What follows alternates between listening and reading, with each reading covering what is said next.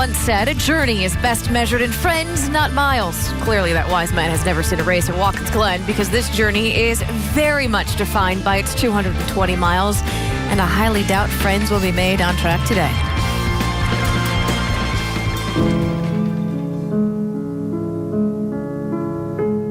At Watkins Glen, it's not merely racing, it's dancing. Rolling and turning, rising and falling, synchronized, harmonized. Where racers and their machines can't attack the track, they must move with it. Where wheel work follows the lead of footwork. Heel toe, left brake, shift. One ill-tuned instrument. Rebel off of turn number 9. Big wreck behind you. One sour note. Oh, big crash in turn number 2. David Rudiman hard into the wall. One toe out of place. Harvick is not a guy you want to mess with. They're going to fight. I want to see this. And the performance can come crashing down.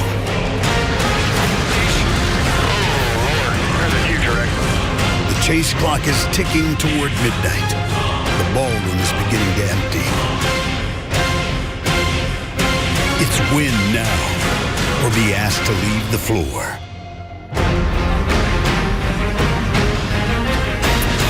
Welcome to Watkins Glen, New York for race number 22 of this 2012 NASCAR Sprint Cup Series season. It's our version of a road trip. This is NASCAR Countdown presented by Pennzoil. So Marcus Ambrose says this track is his favorite.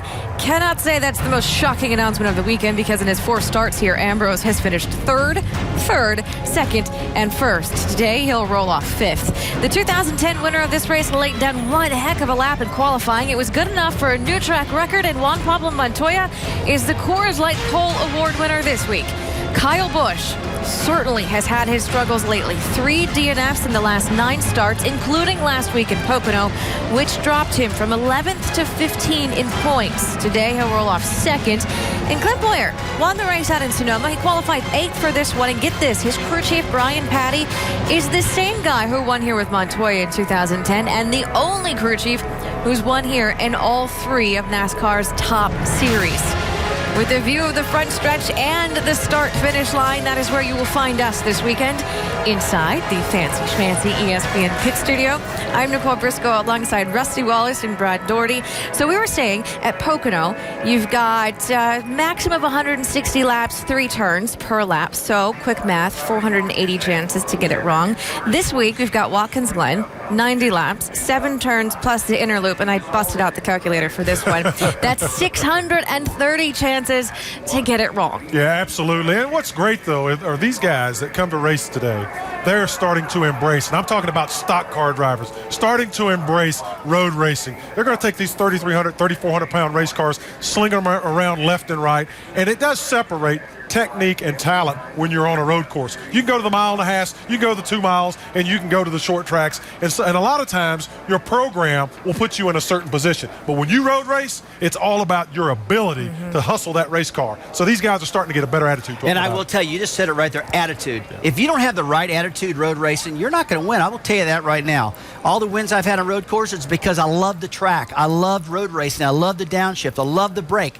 A lot of drivers, though, will come to this track and go, man, this is really a pain. Just get me out of this thing. I want nothing to do with it. But if you embrace it, and you really charge, and you work hard, and you practice, and you go to little driving schools and stuff like we all used to do, I'm telling you what, this can be one of your best friends. I love road racing, but you got to have the right attitude. Marcus Ambrose said that this was his favorite track. Is it yours too, right? Road course? This was my favorite road course, no doubt about it. I love coming here. Before we move too far ahead, I want to talk about a few topics that became the hot topics last week after Pocono, starting with Jeff Gordon, who in the last 7 weeks has gone from 22nd in points to 13th. And then, oh, by the way, courtesy of that win 1 week ago, he is now in control of a wild card spot.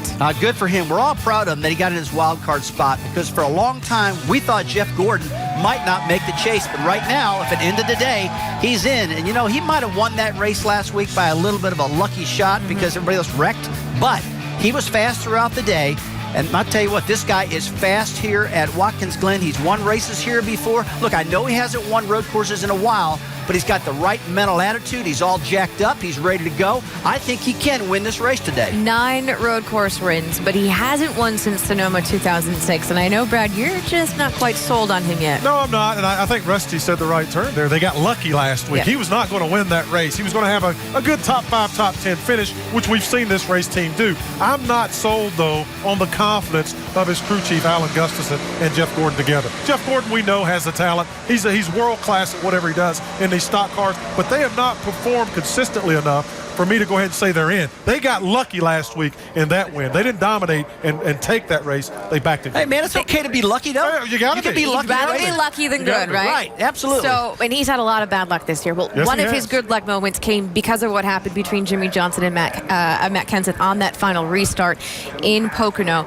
So, after the race, Johnson said, I had a flat tire on that restart. Matt Kenseth said, yeah, I'm not buying it.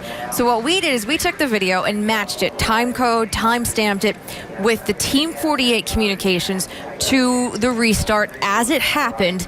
Take a look, take a listen. Watch that inside with that 2 car rushing the start, trying to make it 3 wide going into 1. Feels a little funny on the right rear, but gets better as I clean it up. Baby, you're the starter. Watch it inside. Get them elbows out. Be ready. Green flag. Still there. Clear. Still there. Still there. Still there. Still there. Still outside. Inside. Inside. Inside. Inside. Inside. Inside. Inside. Keep coming, buddy. Inside. Clear. I have a flat right rear tire. Outside. Outside. I have a flat right rear tire, guys. 10-4. 10-4. 10-4. 10-4. What do you think? Well, I didn't believe him, to be honest with you, last week when I heard him say that. But seeing that, I think it's beyond a shadow of a doubt he had a right rear tire going down. But the funny thing is, I was talking to Matt Kenseth yesterday, and he says, look, I'm tired of talking to you. He said, every time you come up to me, in particular the last 2 weeks, it's been nothing. I've gone to hell in a handbasket in the last 2 weeks. Get away from me. So Stop talking about me. He's over it. He wants to move on. He's not the greatest road course racer, so he's really trying to concentrate. He starts 24th here today. He's going to give it the best shot he can, but he thinks they can bounce back without question. 12 starts at this track. No top 5. Yeah. You know, going back to Jimmy Johnson, I didn't think he had a flat tire. I thought he just had some rubber buildup on there. But after seeing what we just saw, to tell this guy right here, 5-time champion, that he doesn't have a flat tire, and when he's going into the corner, he feels it. That's right. He feels that tire going down. So I'm not going to say he was wrong. So after the video, I do believe it. And back to Kenseth, man, this guy's snake bit right now. Last A 2 little weeks. bit. Crashed in Indianapolis, crashed in Pocono. We'll see what he can do here. Good luck today, Matt. We're not talking about you anymore. Studio jinx is over. When we come back, a lap around the track with the drivers who know it best. Where to pass, where to be afraid, and where some drivers say they tend to get a little upset. It's their version of road rage. Plus, Tony Stewart may not hit the gym, but don't tell Stewart he doesn't work out, and don't you dare tell him he is just a great stock car driver. And then AJ Allmendinger's conversation with Marty Smith, what AJ says he took that resulted in his indefinite suspension from NASCAR. What drug specifically did you test positive for?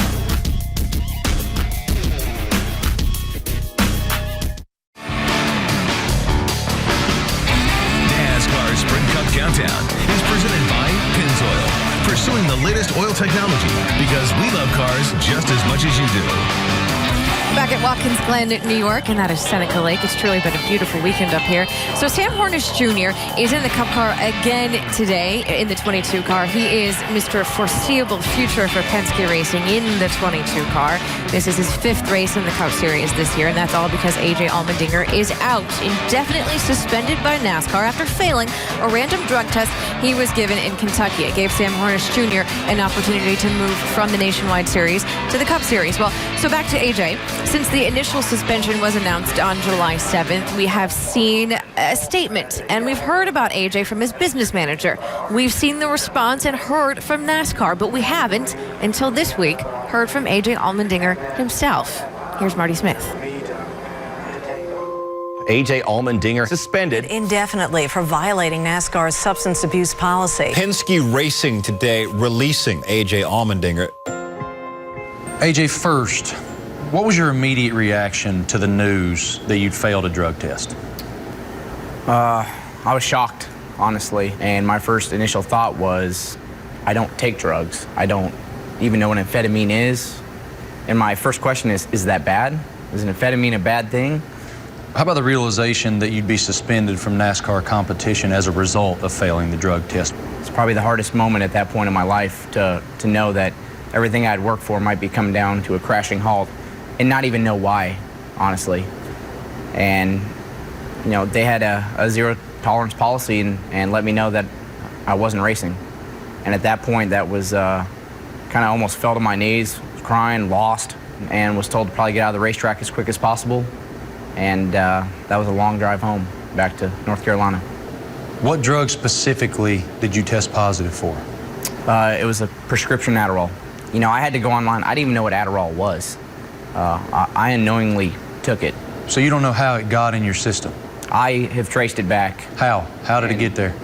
Ultimately, it came down to I went to Kentucky. I have a friend that lives out there. Just didn't have a lot of energy and was really just struggling to be out. And a friend of his had said, hey, I have a workout supplement, like an energy supplement that I take. And in the past, I've taken energy supplements to work out and been tested on them and been fine. And the mistake that I'll regret the rest of my life is the fact that I just said, okay, thinking to myself, I've taken energy supplements before. I took it. So you're telling me that you took this pill one time and it has the potential to ruin your NASCAR career? Yeah. Yeah. It hurts every day. But, you know, you got to man up and know that whether it was being naive, trusting someone, whatever, it was my own decision. That was the conscious decision I made that night. It was a bad judgment call. Believe me, I'm paying for it every day. And, you know, I'm sorry to NASCAR for putting them under the spotlight. I'm sorry to my fellow drivers that have to answer these questions about me. I'm sorry to my parents because I've disappointed them, and it hurts every day.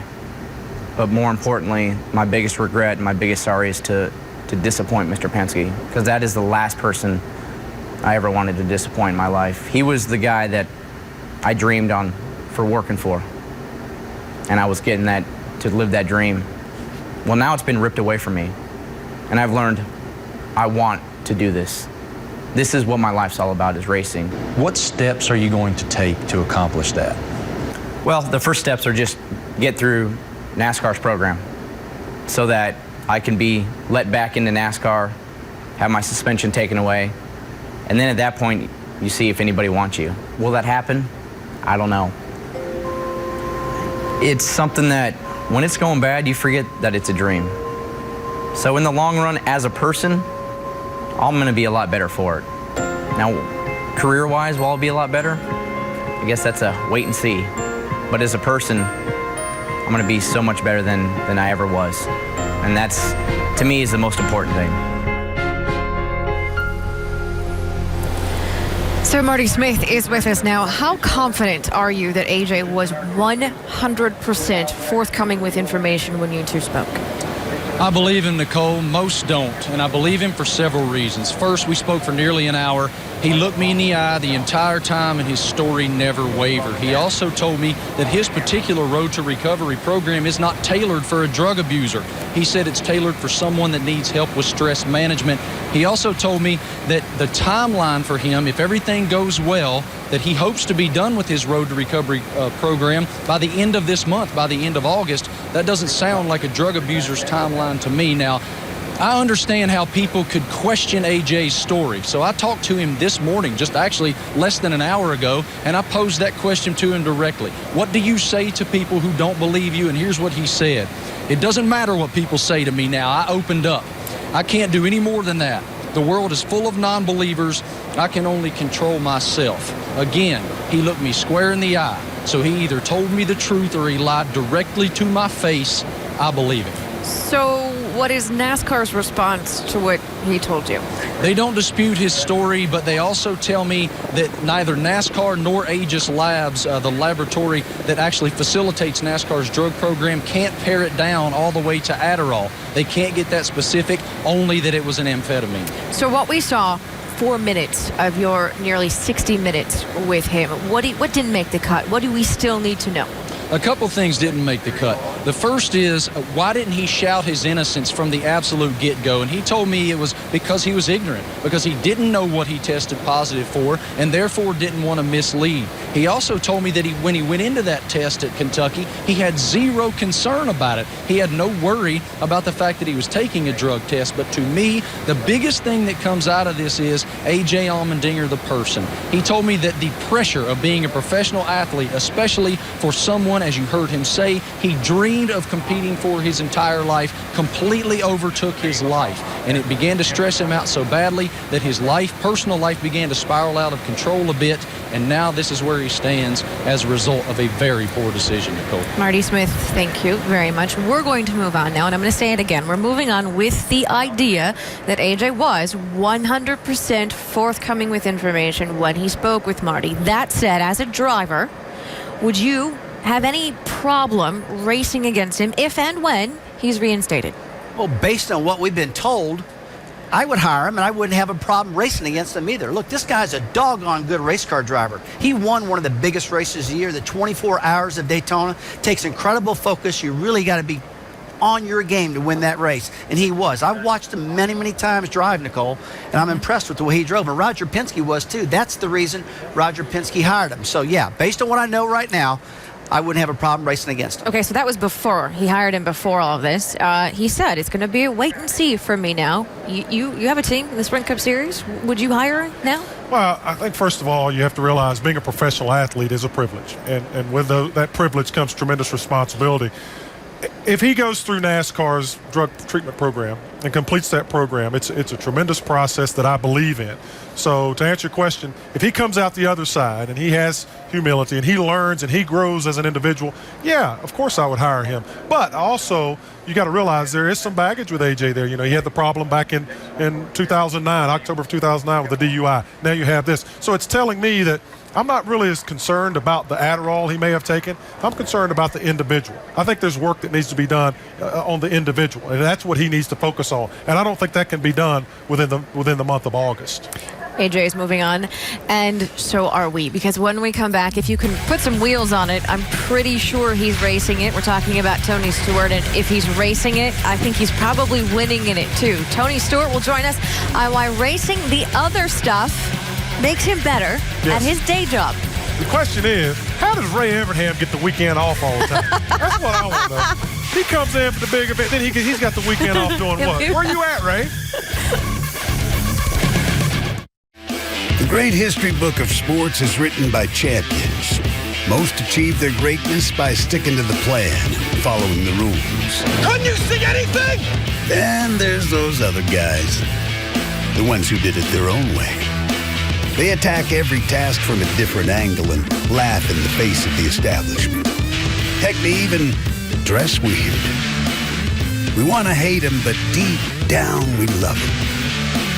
Either way, they don't care what we think. Never have. They're just too busy winning. That could certainly be said for NASCAR's resident cowboy. Tony Stewart earned himself a 7th-place starting spot for today's race. He's quite good here since 2002, so the last 10 races. He's collected 5 Glen wins, 2 2nd-place finishes.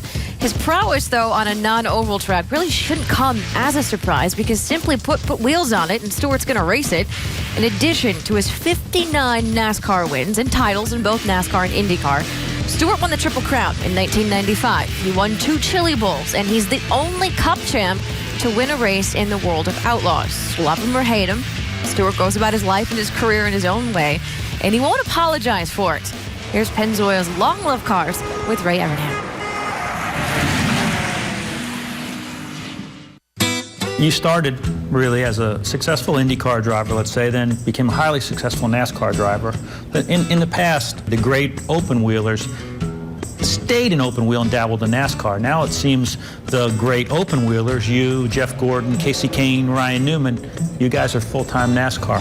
Why? It looked like the best option for what we were wanting to do, and literally for me it was a decision of I can run 11 IndyCar races or I can run 33 stock car races. So race more. I just wanted to race more. I love to race. I'm not a guy that can go on vacation and sit on a beach and feel like I'm having near as much fun as I would be if I was sweating my guts out and driving till 4 or 5 in the morning to get to the next track, racing on an off week. So I just like racing.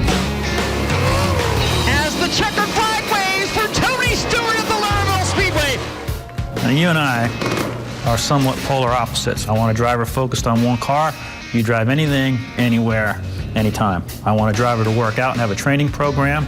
Your idea of a training program is racing sprint cars and working 16-hour days. You're like the anti-Ray driver. How come it works so good for you? I'm still working out every night. I'm going to run a 30-lap main tonight, and I'm going to be a dish rag when I'm done. I'm getting a workout, but it's in a race car. So instead of just working out my body, I'm working out my mind. I'm learning restarts better. I'm learning how to build momentum to pass guys. Guys that race 1 day a week, they race 1 day a week. You know, when you're racing 5 days a week, I mean, you're seeing and doing a lot of things in those 5 days that can help you on Sunday. Put your owner's hat on for me. Would you hire a driver that has as much going on as you do? Sure, you would. The results are what I'm looking for. I don't care what they do 6 days a week. I don't care if they get 2 hours of sleep the night before the race. If they go out and win the race, it doesn't matter. For two, a head-to-head fight in the final race of the season for the championship. The Ford 400 is underway. I think it's the best driving I've ever seen, but this is the man right here, Tony Stewart. Final lap. Stewart and Edwards, first and second. Winner takes the championship. Tony Stewart wins it. Pro athletes find a higher level of performance when it's time to go. You went to another level in that race. What does it feel like to be in that zone? The way Homestead worked out, it just felt like you had a car that was twice as fast as everybody else's. And you can be the best driver out there, and the driver can be in the zone, but you still can only go as fast as that race car will let you go. And that was one of the best race cars I ever had. You know, you passed 118 cars. That's like passing every car in the field 3 times. And, you know, I swear I saw you do slide jobs. Were you doing slide jobs? Yeah. What's a slide job? A slide job is where a guy turns, cuts the corner off, and drives across the center and slides up in front of the guy that he's trying to pass. Can he do the slide job on him in 3? That's a big sprint car move. Is that the advantage of running other series? There's things that you learn driving other cars that somewhere in the deal it might pertain, and the day that I needed that little something different, it was something that I learned from a dirt race, not a pavement race. In this day and age of specialists, you know, many people, including me, say that you may be America's last great all-around race driver. What do you say? There's just not a lot of guys that get outside the box anymore. I mean, and I think it's a compliment to auto racing that everybody spends that much time focusing on their particular discipline of racing. But to me, I just can't conform to that. I love racing anything, anywhere, anytime, and you know, I still think that the more I'm doing it and the more I'm racing, the better I'm getting. And already this weekend, Tony Stewart has a 360 win. And oh, by the way, a Tony Stewart-owned race team won the Knoxville Nationals last night. It's their 6th win in 7 years. And it's fair to say, when I think of Tony Stewart, I don't think NASCAR driver. I think Tony Stewart driver, period. Yeah, racer. I agree with you. Let me go ahead right now and be on the record, going the opposite direction of Mr. Ray Abraham. I would hire Tony Stewart in a heartbeat. So if you want to come drive for me, Tony, come on. I absolutely love Tony Stewart, and this is why. Tony Stewart is a nonconformist. This guy, in the era of political correctness and sponsorship-driven pressure, is himself day in and day out. And I love that about him. I can go down. I love to race myself. And I can go down to that garage area, and I can sit and talk to Tony, and he'll talk to me about my little late model racing, about a little bit of stuff I'm doing, with the same passion and energy that he does when he does it himself. And that makes me respect him so much more. But even more than that, in this era, when we throw around the title great, I think people use it very flippantly. I think they use it too much. When you're talking about breathing the rarest of air, Michael Jordan, Wayne Gretzky, Montana, Mantle, Aaron, people like that, the name Tony Stewart gets to breathe that same air. He is truly a great, great, great race car driver. There's no doubt about that. He's an amazing driver. But you know what this guy's got, Brad? That nobody in this garage area has got like he's got? He's got this I don't care attitude. He's got the coolest attitude. I mean, it reminds me of Dale Earnhardt Sr. and it reminds me of A.J. Foyt. They do it the way they want to do it. They laugh about it. They're out there hitting each other in the arms. They're pinching people. They're making fun of people. All that type of stuff. He's got the right attitude. Another thing, you know, people are always on about working out, you know. Mm-hmm. Look, I won 200 short track races, 55 cup races, and I never worked out one day in my life. But I worked out in that car so bad that at Darlington, South Carolina, I lost 12 pounds that day. So you get a huge workout in a race car. Yeah. All right, race fans, this one's for you. Check out NASCAR.com/RaceBuddy to watch coverage from Watkins Glen. Follow your favorite drivers for free with 8 live camera views. And when we come back, the driver who won this race a season ago is named Marcus Ambrose. He didn't get the lap he wanted in qualifying, so what's his plan for the race? And then the driver who won the most recent road course race out in Sonoma, Glen Poyer, is he the new road course ringer in the Sprint Cup Series? When you win a race here, you go to a place called the Seneca Lodge and you hang the wreath. Here's something. Boyer has 2 wins on 2+ mile tracks, both of them Dega. Wow. Watkins Glen is 2.45 miles. Well, how about that? It's Clint Boyer. Left and left and left again. Don't you think these guys get to feeling like their GPS is broken? That's why any true racer loves coming to the Glen, just to make sure the steering wheel still works both ways. So they've pretty much gone the exact opposite here. Watkins Glen has 7 turns and an inner loop. 5 of those turns are right-hand turns. Now, driver intros are currently underway. Before we got busy with the drivers on stage, we asked them to take us a lap around the track. After all, they do know it best.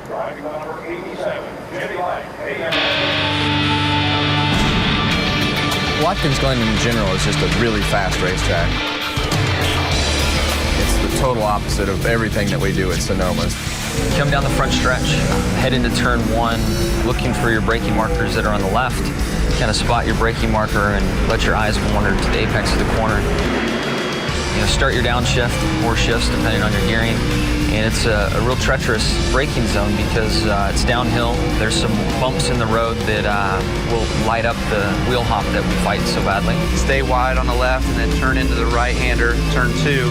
Not using much brake, but just kind of rolling off in there. That's when you start going back uphill. The high-speed S is up the hill. It's all about staying wide open.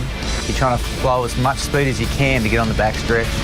When you get on the back stretch, it's uphill. You don't realize it when you're watching on TV, but you know, it's a long grind for the engine to get up towards the bus stop. So if you screw that corner up, you screw up the whole section to the inner loop.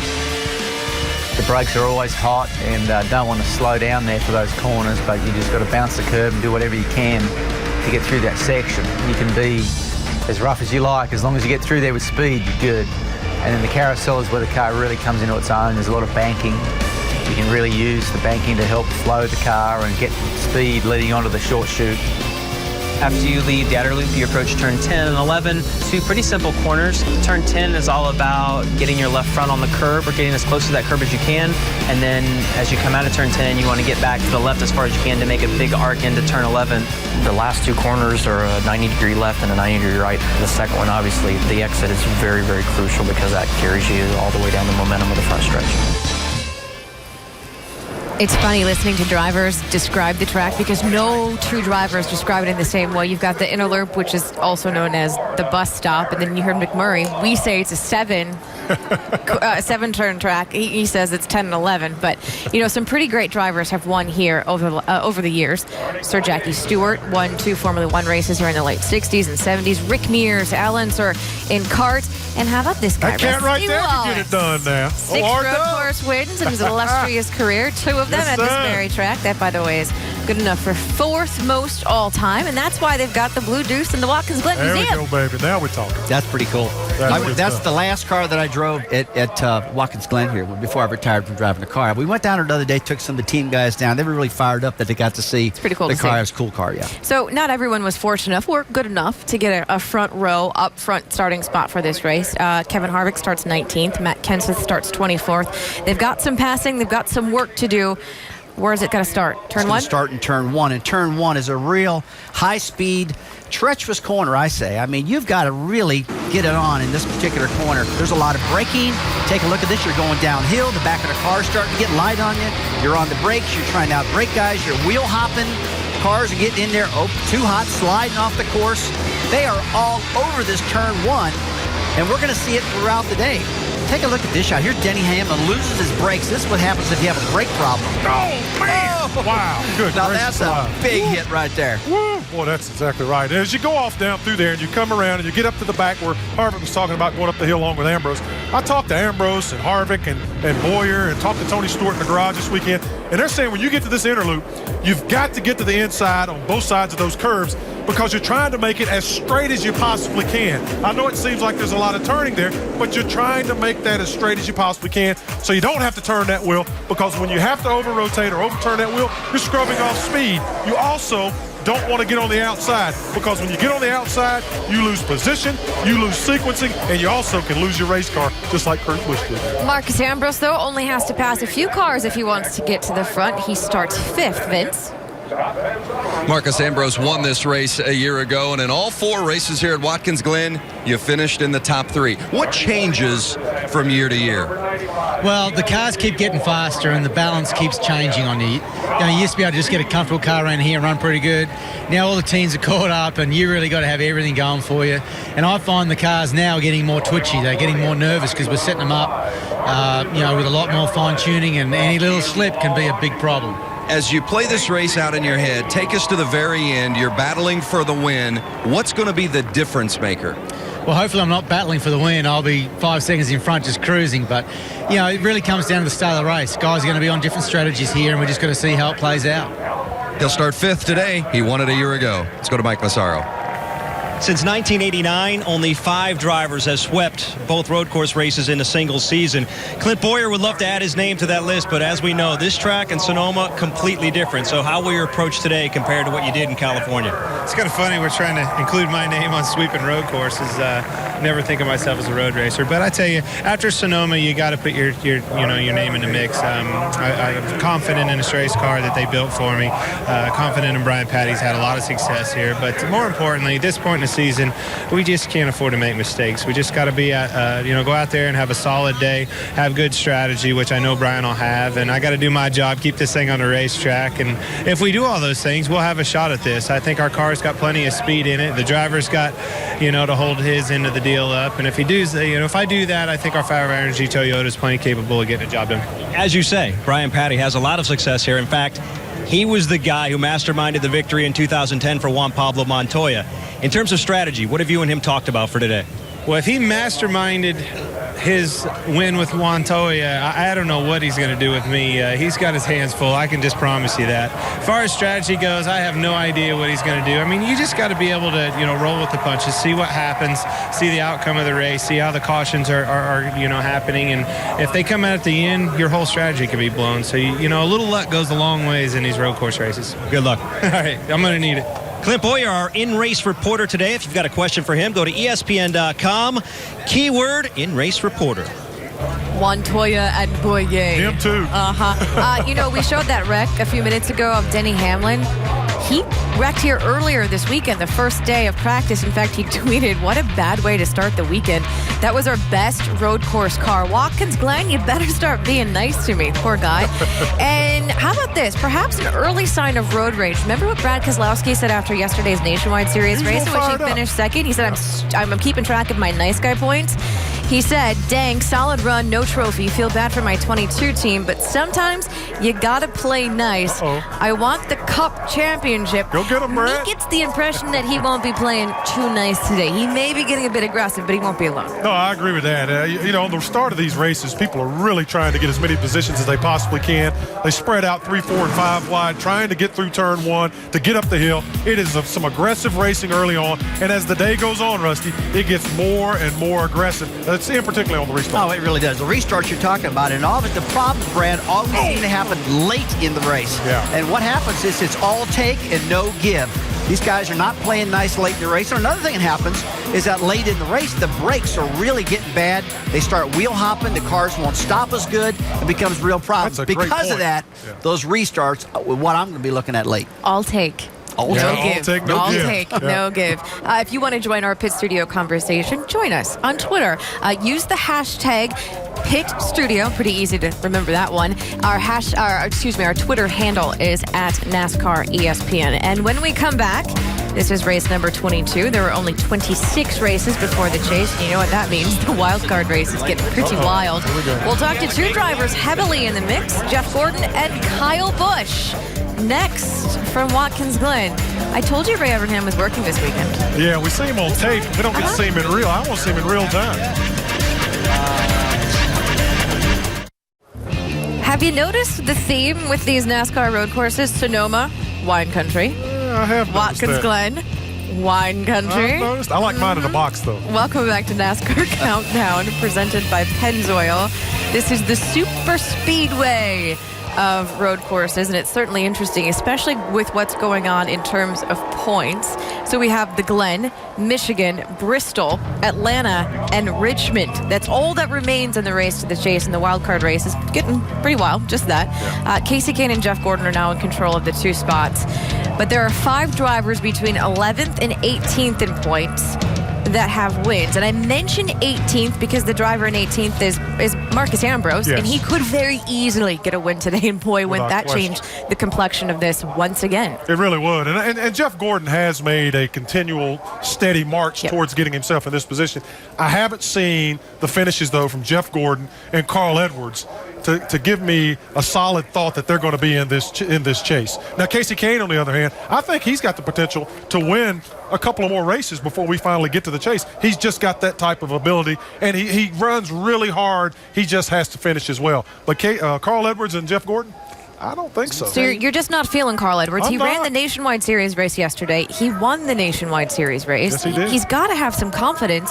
Why can't that carry over? The cars are completely different. Nicole, let's think about it. He went to Road America, won that race, right? Yes, he did. Okay, he went to Montreal, Canada, won that race, right? Yep. Won this race yesterday, right? He's very comfortable in the Nationwide cars, and they're completely different than the Cup cars. You get in this Cup Series, it's a lot tougher. And for whatever reason, I know he's a good driver, but I just never look at him winning a road course in the Cup Series, just because he's just not as strong there as he is in the Nationwide. He has not won a race since the beginning of last season. Now, he pointed his way. Yeah, Vegas. He pointed his way into the championship hunt last year. Still didn't win a race. And here we are at this point in the season. He's not won a race.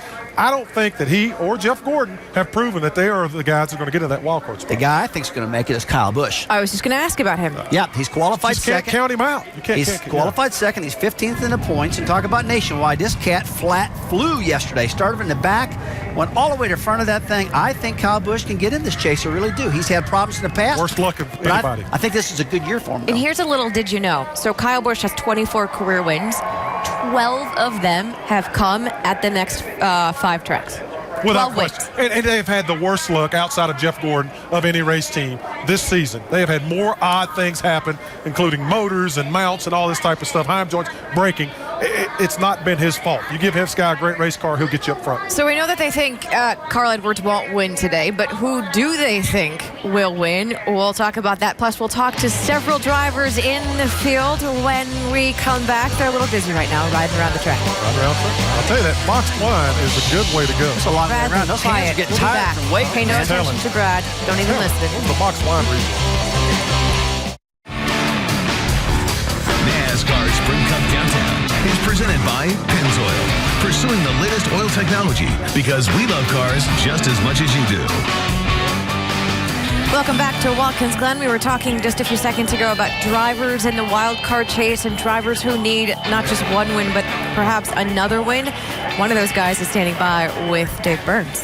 That is Ryan Newman, and we're actually with the Stewart-Haas team, Tony Stewart next to him, so they've been doing a little team breakdown here. Great qualifying run yesterday, 6th. And you said afterwards, a little concerned about the long runs. You've had a night to sleep on it. What do you think about your car as a chance to catapult you with a second win, possibly into the chase? I think everybody's concerned with the long run because you got to do 30 laps here on fuel, and the way Infineon went, we saw a lot of long green flag running, and nobody really does that in practice. So that's the big, I think, question mark for everybody today is not just strategy-wise what we're going to do, but how good we are in order to do what we do when it comes to saving our tires and going for it and not going for it. He'd like to match your victory today with his win earlier this year in Martinsville. Vince? Kyle Busch, one of those on the outside looking in as well. But, boy, they have been so fast over the last 9 races. Not a lot to show for it, but Kyle fast again this weekend. So much out of your control here, strategy, fuel mileage, etc. For those things you can control, what's most important to win at Watkins Glen? Staying on the asphalt, basically. It's probably the best place to be today. But overall, we've had really fast race cars, so I can't say enough about all the guys on the team. And Dave and everybody on this M&M's bunch, they've done a really good job for me. We just haven't had the luck to go our way. So hopefully today's a little bit different, and, we can capitalize on a better run and get ourselves a win, obviously. Second, third, fourth, that ain't going to do us any good. We've got to be able to get out there. We've got to pick up a trophy and get ourselves a chase spot. I was talking to Dave earlier today, and I said, what makes Kyle good here? And he said, this is a place you have to attack, and he's great at attacking. Do you see this track that way? Yeah, a lot of the places we go nowadays with the car the way it is, the COT, you've got to underdrive the car to make it go faster, and that's kind of backwards than what we've always been accustomed to growing up through the years and everything, and the way we've been raised racing. So here, this is a place where you can make speed by driving the car harder and get your heart rate up and get yourself breathing a little hard. You'll definitely be going fast. Yeah, good luck. Hopefully he gets a good luck today. Thank you. That's Kyle Busch. Let's go to Mike Passaro. Mike. A year ago, Martin Truex Jr. turned in his best Watkins Glen result, that being 4th.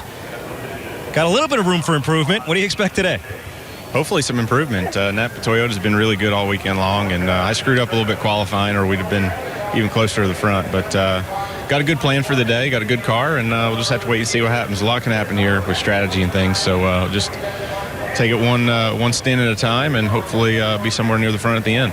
Martin Truex Jr. comes into this race 5th in the standings, but Doc, he really needs a win to solidify his spot heading into the chase. And how about this guy here? Watkins Glen couldn't come at a better time for NASCAR's winningest road course driver, Jeff Gordon. And Jeff, big picture. Now, you guys are in the chase in the wild card, but it's very, very tight. So how aggressive can you guys be today in the next few weeks in terms of chasing wins versus points? No, the pressure's really on now. We got to be aggressive. It's not about chasing points. It's about chasing wins.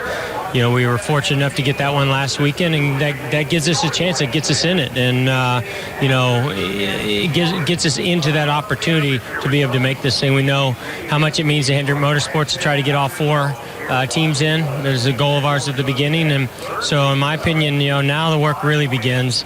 But it's nice to know as a team that things can go our way. We've run so well this year. And now, just try to keep doing that with our Drive In Hunger Chevrolet, and hopefully put ourselves in position again like we did last week to capitalize and go out there and maybe get another win or 2 before this thing starts. Hey, good luck today. Thank you. Jeff Gordon will roll off 12th. Nicole? It's pretty hard to look past Hendrick Motorsports lately. They have won 7 of the last 11 races this season, the last 3 with 3 different drivers. However, I know, Brad, you said yesterday, all eyes on Michael Waltrip Racing. Yeah, I've really just been, and we all have been impressed at the turnaround they've had in the past year, and they've been very solid early on. They slipped just a little bit several weeks back, but now they're starting to pick up momentum, and you see Martin Truex Jr. as well as Clint Boyer both qualified inside the top 10. Both of those guys are likely to be a threat today, which will catapult them on when it comes chase time. And when Kyle Busch said it, you're like, that's it. Kyle said, rule number 1 today, you have to stay on the track. It sounds simple, it sounds stupid to say it, but you have to be in it to win it. You're exactly right. It does sound simple, doesn't it? But I'm telling you what, there's been a lot of drivers off the track late in the race and throwing these things away. Jeff Gordon, one of them. I'll never forget. 2 or 3 laps, just drove right off of turn 1, wheel hopped, and threw the race away. You got to stay on the track, and you can't make any mistakes. And there's a lot of mistakes you can make at this particular track. So up front today, you've got Juan Pablo Montoya on pole. He has won here before. Kyle Busch has won on a road course before. Jimmy Johnson, he's never won on a road course, but he starts 3rd. When it comes to who you think will win the race today, where should we be looking? Okay, don't rough me up because I'm going to say this. I'm going to pick Brad Keselowski driving the Miller Lite number 2 car. For that? He's going to drive my old car. Homer? He's fast. He qualified 4th, and because he ran so good yesterday at nationwide race, I'm picking my old car, the 2 car, Brad Keselowski. So are you picking the driver or are you picking the car? I'm picking the whole team and the driver. You know, if I had to pick someone, I have to go with Marcus Ambrose. If he can get the car to the end of the day and they can stay there unscathed, I just think this guy is the best road racer in all of NASCAR. If you get him to the end and give him a shot, he's going to win this race. And he used to drive for you, and I asked you just a few minutes ago, how involved in the strategy of this race will he be from inside the car today? Because this is his bread and butter. This is what he does. This is his wheelhouse. He will be 100% involved. He's already set the strategy along with crew chief Todd Parrott on how they're going to sequence their pit stops. He is 100% into this. This is his opportunity. Oh, man, I'll tell you what. I always tell him what to do with the car to make it handle good, but when I made the decisions when to pit, I messed that part up. Yeah, this is his deal. We talked earlier about guys, and you said it. You have to come into this racetrack. You have to embrace it. You have to love it. That said, there are some guys in the field today who don't necessarily love it. So among the wild card drivers, who is in here today thinking, oh, God, just get me out of Watkins Glen. I got to survive. I don't know if there is anyone. I mean, I would probably say Earnhardt Jr., but I think he's embraced being here because he's running so well, so confident this year. But I would think Jr. would be the guy who wouldn't be as happy to be here in the road course race. I don't think there's anybody who wants to get out here. I agree. I think they're all looking forward to it. I'm looking at the top 20 right now. You know what? All these guys love road racing. I agree. All right, we're getting closer to the green flag, and when we come back, Alan Bestwick, Dale Jarrett, and Andy Petrie will get you to pre-race ceremonies. 90 laps coming up from Watkins Glen. It's a beautiful day in the Finger Lakes region of New York where a tiny village known around the world for auto racing hosts today's NASCAR Sprint Cup Series event. For the drivers and teams, the famed Watkins Glen International Course provides a very different style of racing than the usual weekly diet of oval tracks and turning left.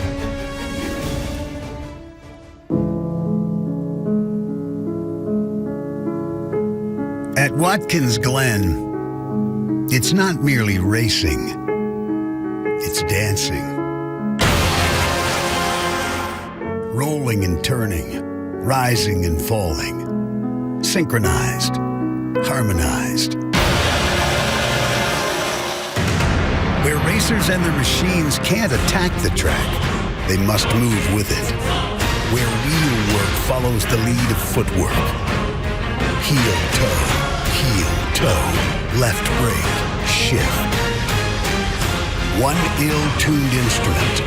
Rebel off of turn number 9. Big wreck behind you.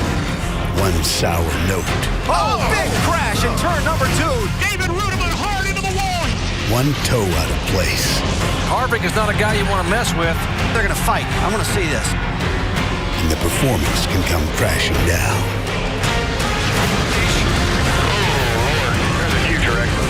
The chase clock is ticking toward midnight. The ballroom is beginning to empty. It's win now, or be asked to leave the floor. Who'll take the right steps for both the race and the chase as ESPN brings you the Finger Lakes 355 today from Watkins Glen. Let's go trackside. Ladies and gentlemen, please rise and remove your hats as the United States Air Force's 313th Recruiting Squadron presents our nation's colors. Remain standing as Reverend David Fife of Bentley Creek Wesleyan Church offers today's invocation. Let us pray. Lord God, we thank you for the opportunity to run the Finger Lakes 355 here at the Glen. And Lord, as we approach the closing ceremonies of this year's Olympics, we thank you for the athletes that have represented our nation so well, and for the members of the armed forces who protect our way of life. And now, God, we ask your blessing upon this race, with your hand of protection upon each driver, course worker, and crew member, and help us to remember that all good things come from you. Amen. Here to honor America, please welcome Nashville recording artist Marley Scott as she performs our national anthem. Oh, say, can you see by the dawn's early light what so proudly we hailed at the twilight's last gleaming, whose broad stripes and bright stars through the perilous fight o'er the ramparts we watched were so gallantly streaming, and the rockets red glare, the bombs bursting in air, gave proof through the night that our flag was still there. Oh, say does that star-spangled banner yet wave o'er the land of the free and the home of the brave.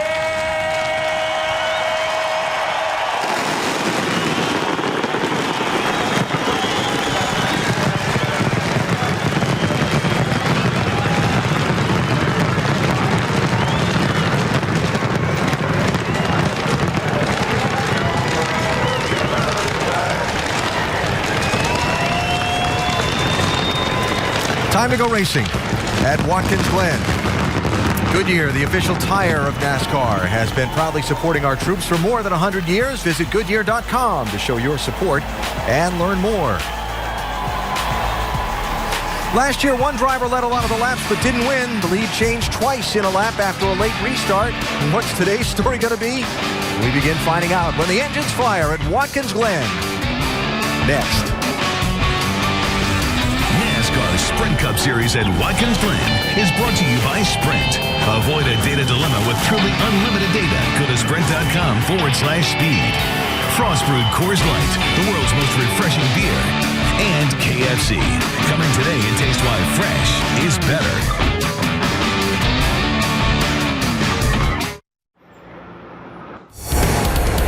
To stay on track, you must, well, stay on the track. Even when you're in a crowd. With someone on your bumper. Heck, make that both bumpers and both doors. Hitting curbs, right and left, up and down. Ooh-wee. Keep those eyes on the road and maybe, but only maybe, your tires will stay there too. The racing is so hard fought here at Watkins Glen, at both of the road courses on the NASCAR Sprint Cup schedule for that matter. All take, little give, and we expect more of the same today when the green flag flies in just moments on this 90-lap race. You look at the live scene as the drivers are buckling in, the crews are clearing pit road, and the engines will roar to life just moments from now.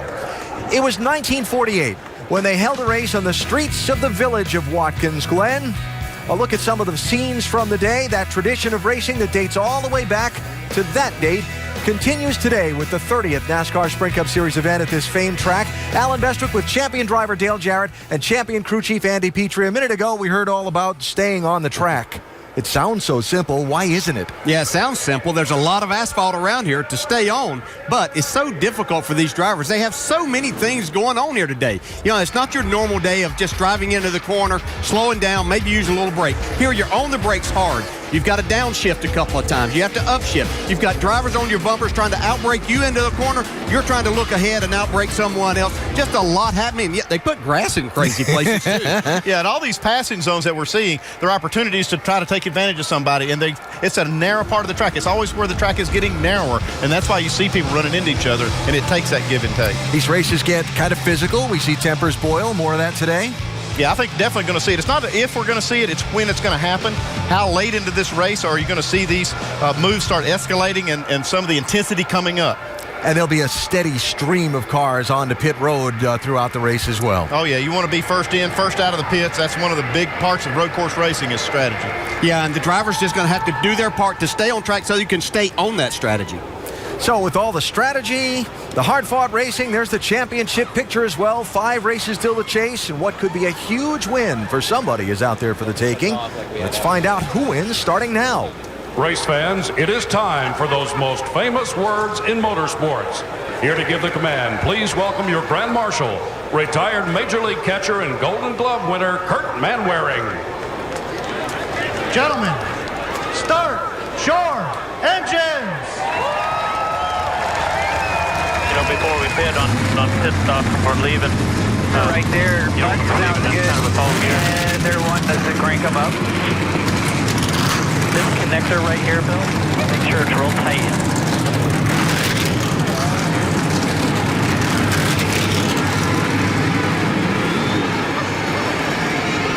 About to go racing at Watkins Glen. Today, our ESPN in-race reporter, Kansas Clint Boyer, the most recent Sprint Cup Series road course winner. He scored at Sonoma in June. Winning on a road course is a pretty long way from the dirt tracks of the Midwest where Clint began his racing. No racing creates divisions quite like road racing. There's the guys who make it look so easy. The guys who have worked so hard for so long to get so good. And then there's the other guys. One day they might figure it out, or maybe not.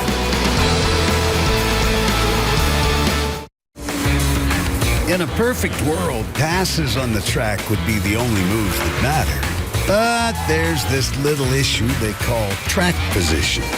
On a road course, it's not just important, it's most important. Those who start out front stay out front. And you know who creates track position? Yeah. Hey, guys. Yeah. You in the pits, you're out. It's a big day for the boys on pit road today as the NASCAR Sprint Cup Series goes racing here at Watkins Glen. Field of cars still sitting warming on the pit lane. They'll roll out to begin the parade and pace laps in just a moment. Give us a minute to talk about this pit lane because at Watkins Glen, where, for example, making right turns is different than the normal weekly diet of all left turns, pit road is different than normal as well. The cars approach from the crewman's left instead of right. Everything's backwards. Even this pit lane used to be a building right in the middle of it, and since they moved that and expanded the pit road, that little island of stalls down at the turn 4 end, Andy, has attracted a lot of heavy hitters. Yeah, that's a good place to pit because it's a level spot on pit road. It's right after the entrance. You got a big wide opening to exit out of there. It's one of my favorite spots on pit road. Some big names up there, Vince Welch. Yeah, as you would expect, there are some key players down here, including current points leader Dale Earnhardt and 5-time Cup champion Jimmy Johnson. And then also this team, the 18 team of Kyle Busch. Maybe the results for this group is crucial for any team in this entire race. Kyle says with 5 races to go before the chase, they must win a race. Speed, strategy, fuel mileage, they're all critical elements at Watkins Glen, but Kyle sums it up by saying, gotta win. We just gotta win. Alan? Hi, Vince, and a little further along pit road from where Kyle Busch is pitted is the guy he's probably going to have to outrun if he's going to win today. Yeah, there's some places right here on pit road. It's level. There's no openings here. There's only one opening on pit road, so there won't be any here, but you do have some heavy hitters in this section as well, including Marcus Ambrose. Mike, 9 car, big favorite today. Yeah, I would say Marcus Ambrose was recently asked what it's like driving a Sprint Cup car here at Watkins Glen. His response, it's like riding a bull, because the car is constantly trying to throw you out of it. It keeps bucking and throwing you around inside that race car. The key is just managing it. That said, Ambrose has been the master of the rodeo, so to speak. In 4 Watkins Glen starts, he's never finished worse than 3rd, including a breakthrough victory here 1 year ago. The question now is, can the man from down under finish on top again, Alan? Starting in 5th position today is Ambrose.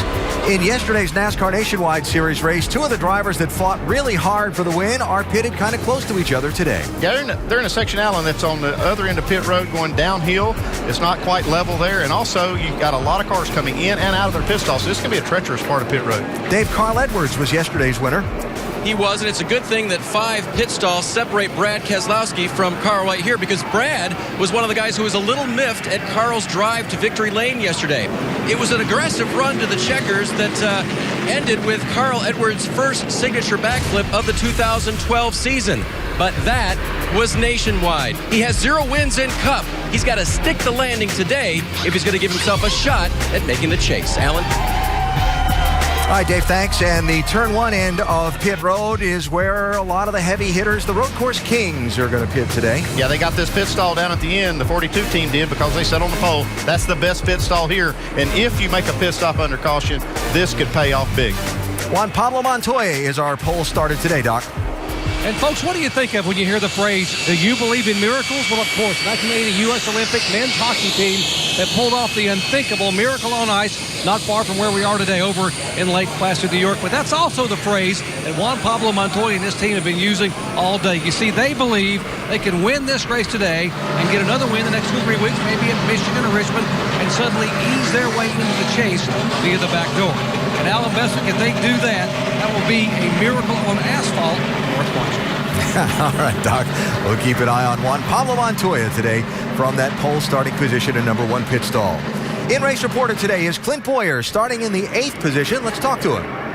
Hey, Clint. Dale Jarrett, the ESPN. You with us? Okay, bud.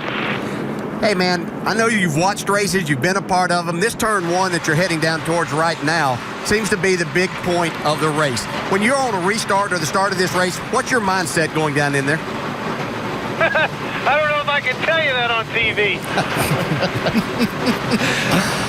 It is the action-packed part of it, isn't it? I mean, I know you'd rather be on the inside, but there is a lot of pushing and shoving down there. I tell you, it's incredible, especially on a restart towards the end of the race. It's just truly all hell breaks loose. Everybody, got ground to make up. Everybody's blocking. Everybody's on different tires situation. It gets down to the end of the race. Turn 1 is, in my opinion, the biggest part of the track. A lot of passing goes on, a lot of blocking, a lot of wheel hopping because you're going downhill. Just got to really be careful and, be smart. That's the biggest thing. If you're on the outside of a guy, you know he's going to dive bomb you and he slides in there and takes you out, you can blame him, but you better be looking at yourself as well. Yeah, I hear you. Hey, Clint, our mailbag question comes from Caitlin in Evans, West Virginia. He asks, after your performance at Sonoma, do you feel more confident going into this week's road course race?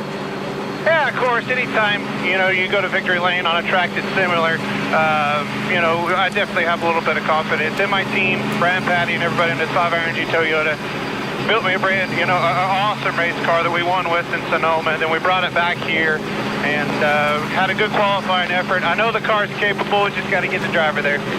All right, Clint. Thanks for talking with us. You have a great day out there. Now, Andy's going to talk to your crew chief, Brian Patty. Boys, thanks.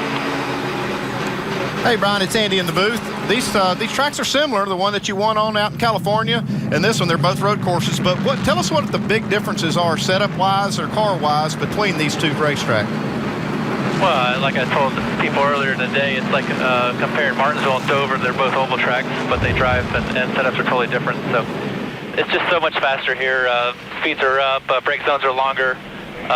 Sonoma is much slower and much more about forward bite. So setup here is a lot different than what we had at Sonoma, but we'll do our best. And we got really good notes. Been to victory lane here before, so we'll try to do it again.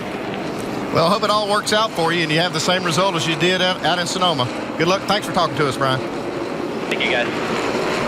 Clint Boyer, our in-race reporter, our over-the-wall reporter today is the jack man for Landon Castle. Nick Sutton, things coming at you from the opposite way today. Require a lot of focus. Best of luck to you today, Nick. Thank you. Pace laps take a while here at the Glen. We'll come back for the green flag in plenty of time.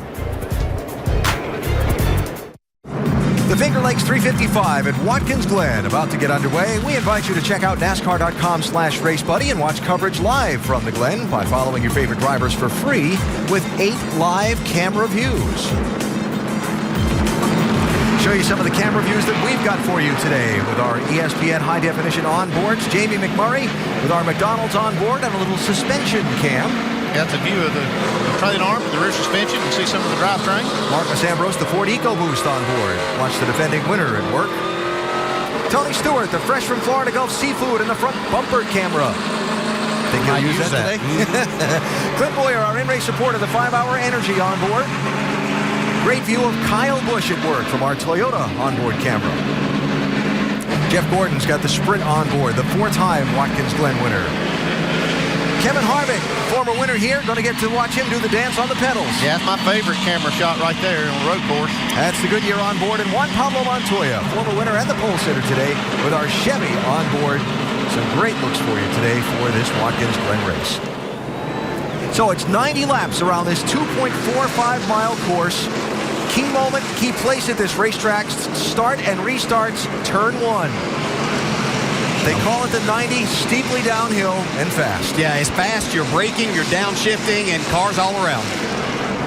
Yeah, I'll tell you, this is where you hold your breath. You're on top of the pit box. They go by you to turn 1, and you just hold your breath. Your car comes out the other end. Great crowd on hand. 75-degree day. Pace car is off. The NASCAR Sprint Cup Series going racing on the road course at Watkins, Glen.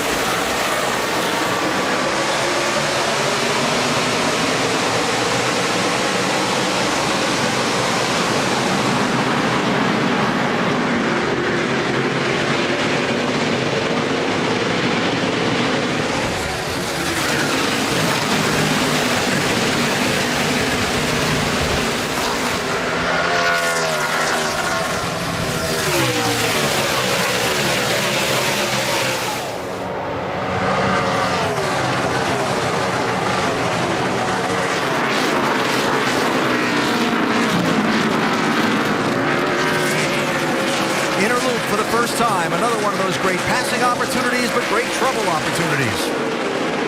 Yeah, there's a lot of risk and reward in trying to outbrake someone into that inner loop part. Kyle Busch wasted no time getting himself off to a good start here. And one thing I did see there is a lot of give and take getting into turn 1 and up into the inner loop. Turn 6, one of the few left-handers in a lap, then the hard right-hand turn 7 to complete a lap at the Glen. Yeah, see a new patch of concrete there as you enter that turn 7. Most of the drivers say it's not giving them too much trouble now.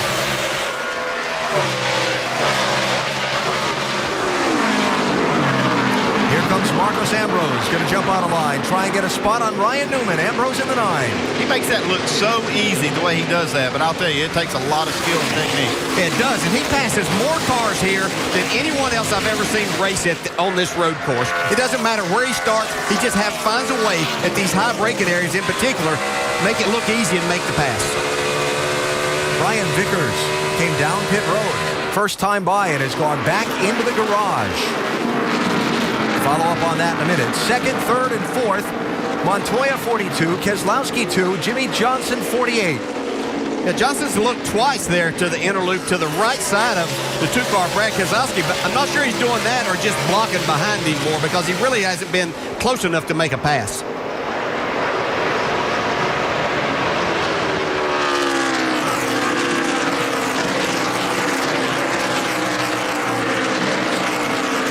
Well, you get a good look at how the start has sorted out and the cars have shuffled into line. Let's get an update on what's happened to Brian Vickers, Doc. Well, crew chief Rodney Childers said 2 words to me. He said, Doc, blew up. Man. That basically sums it up. Boy, that's a bummer to have an engine problem this early. Knocked right out. Makes you wonder if there was a missed shift there somewhere, possibly, to create something this early. I can tell you that this kind of racing is the hardest it can be on equipment. Engines, drivetrains, brake, everything you can think of. It is this kind of racing. It's very hard on equipment. Still watching that fight for second behind Kyle Busch. And can't stress enough, call this the super speedway of road courses, how fast they're going around here between those barriers and into some of those heavy braking zones. We saw in qualifying yesterday cars at this part of the racetrack braking for that inner loop 182 miles an hour. Yeah, and you're doing that as you get ready to approach that, where you're having to check your mirror and look in front if you're trying to make a pass or just trying to make a block from behind, knowing they can come from either side. So that's just what makes this so difficult. You see Dale Jr. take a look there, too, trying to get around Michael McDowell. That's for 12th place. McDowell in the 98, Jr. in the 88. And the 78 right there, too. Yeah, Michael McDowell with a great qualifying effort there yesterday. For the Phil Parsons racing team. McDowell considered an excellent road racer. Here's Regan Smith, New York native, that Furniture Row car, 78. Followed underneath McDowell by Greg Biffle in the 16. Yeah, I saw Greg Biffle and talked to him a little bit this morning. He was really happy with his car in race runs. He said, I got a little bit loose qualifying, but he felt like that he could work his way to the front here today. Carl Edwards following him through. Carl Edwards did such a good job yesterday. I mean, just a masterful job of driving to get that win. I'm not sure he had the best car, but he came back to the start-finish line first at the end of it. So while we look at how things have sorted out here, Andy, let's just mention again, in last year's race, there was almost a nonstop parade of cars on pit road for that first green flag stop, starting at lap 4. Yeah, I mean, sometimes the strategy can get really confusing if you try to keep up with everyone, because there's going to be quite a few different ones that maybe are planning on making an extra pit stop. Some are going to try to divide it up evenly, and some that can actually go a lot farther on fuel than others. And you can tune these things to get better mileage, give up a little power. I've heard as much as 40 horsepower you can give up and gain a lot of fuel mileage. So you just don't know exactly how teams have them tuned. You see right there an example of Marcus Ambrose, and because of his reputation, dove down into one, got out of Jimmy Johnson's mirror sight, and Jimmy actually gave him room when Ambrose probably wasn't there. Johnson's going to hold the spot right now. That's a tricky part of the racetrack to try and make a pass in up through the S's, high speed, uphill, narrow. That's just a smart move on Johnson's part, because it's still early, and he might end up just giving the spot to Ambrose if he feels like he's going to have to play defense every corner. But when you're so good at that, and that's what your reputation is, you have to respect that, thinking that more than likely that driver, and in this case Ambrose, has probably stuck his nose in there because he is very capable of making that happen. Up what they call a short shoot, even though it's the middle of the 3 in length on the racetrack. Still, you carry a lot of speed there. You downshift into this left-hander turn 6. So you're carrying a lot of speed. You have to match the RPMs. You don't want to get wheel hopping into that corner either. Ambrose setting him up for a run down the hill to 1. Kyle Busch leading. Juan Pablo Montoya second. Montoya started on pole. Kyle started on the outside of the front row, but on the brake on the initial start, running up the hill into the S's, it was Kyle who squeezed by Montoya and cut himself out front.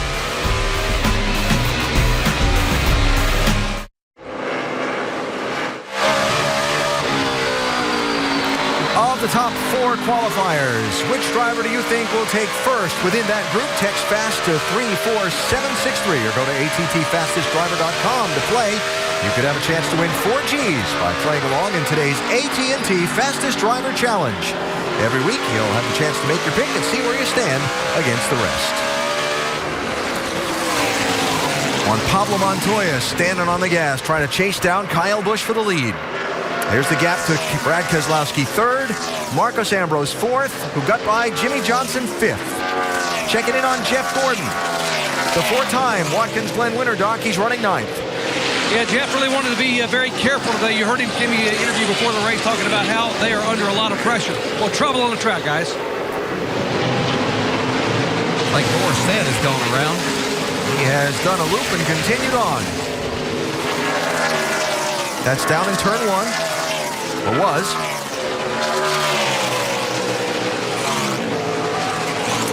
And a lot of times when somebody gets off in turn 1, it means one of 2 things. They wheel hopped it into the corner, or somebody tried to make a move to the inside and forced them offline. Looks like it was the latter, Alan. Got a little help. 34 car of David Reagan. Pretty good save, though. Got a lot of area over there to save the car. They've done away with all the gravel that they used to have over the years, and now they can just use that asphalt and stay out of trouble, get back out on the track, and not bring out a caution. That's what we have there. Okay, we not so rudely interrupted Doc's report on Jeff Gordon. Doc, want to resume that? That was Boris Center did that, by the way. Anyway, Jeff Gordon has his hands full right now. Why don't we listen in? Loose in, tight in the middle, loose off. That's one. Terrible off the carousel. I mean, just pathetic. Yeah, we see him. And Jeff actually now saying in the radio the car is really, really loose off, trying to hang on. Although Jeff Gordon is a 4-time winner here, he has not had a top 10 finish at Watkins Glen the last 5 times he's been here. He knows they need a top 5 today to try to hang on to that wild card spot. Let's chase. That's the area right there he's talking about that he's terrible. He has turn 5. You'll hear it called the carousel a lot. See Tony Stewart there making a pass on his teammate. But that is an area, that hard right, you're coming out of there, you need to put down a lot of power getting out of there. And if you're not handling there, you're going to get past a lot up to turn 6. Yeah, that's one of the places you really got to carry speed. You got to carry a lot of throttle and use that part of the track on the exit to catch the car. You see him go over that curb a lot, carrying a lot of speed, and you got to be good there.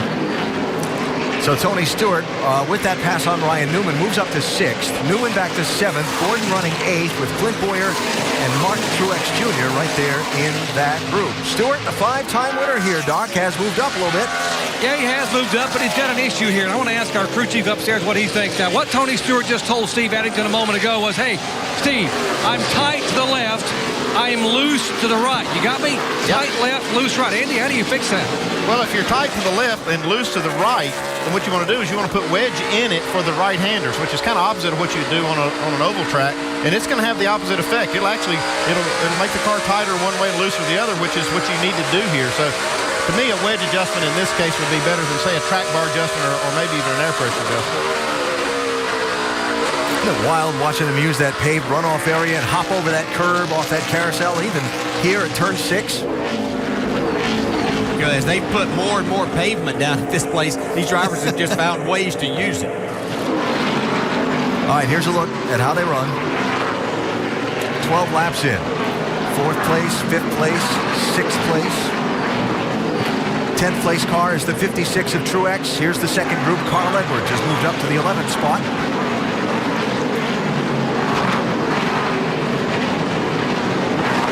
And here is 20th place, Matt Kenseth at the tail end of that look. Yeah, I saw Carl Edwards there and moved up really well so far. He's made a nice run towards and making some passes, so look for him to be up in the mix most of the day as this thing tightens up towards the end.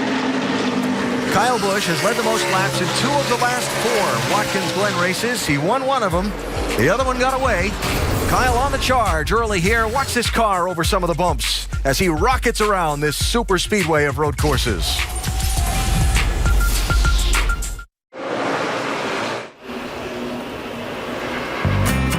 Road course racing for the NASCAR Sprint Cup Series today at Watkins Glen. Road course racing for the NASCAR Nationwide Series next Saturday from Montreal. Always speaking of hard-fought events. 2 Eastern next Saturday on ESPN. Next Sunday, the NASCAR Sprint Cup Series back on the 200-mile-an-hour high-speed Michigan Speedway. That is at noon Eastern next Sunday for the Pure Michigan 400 here on ESPN.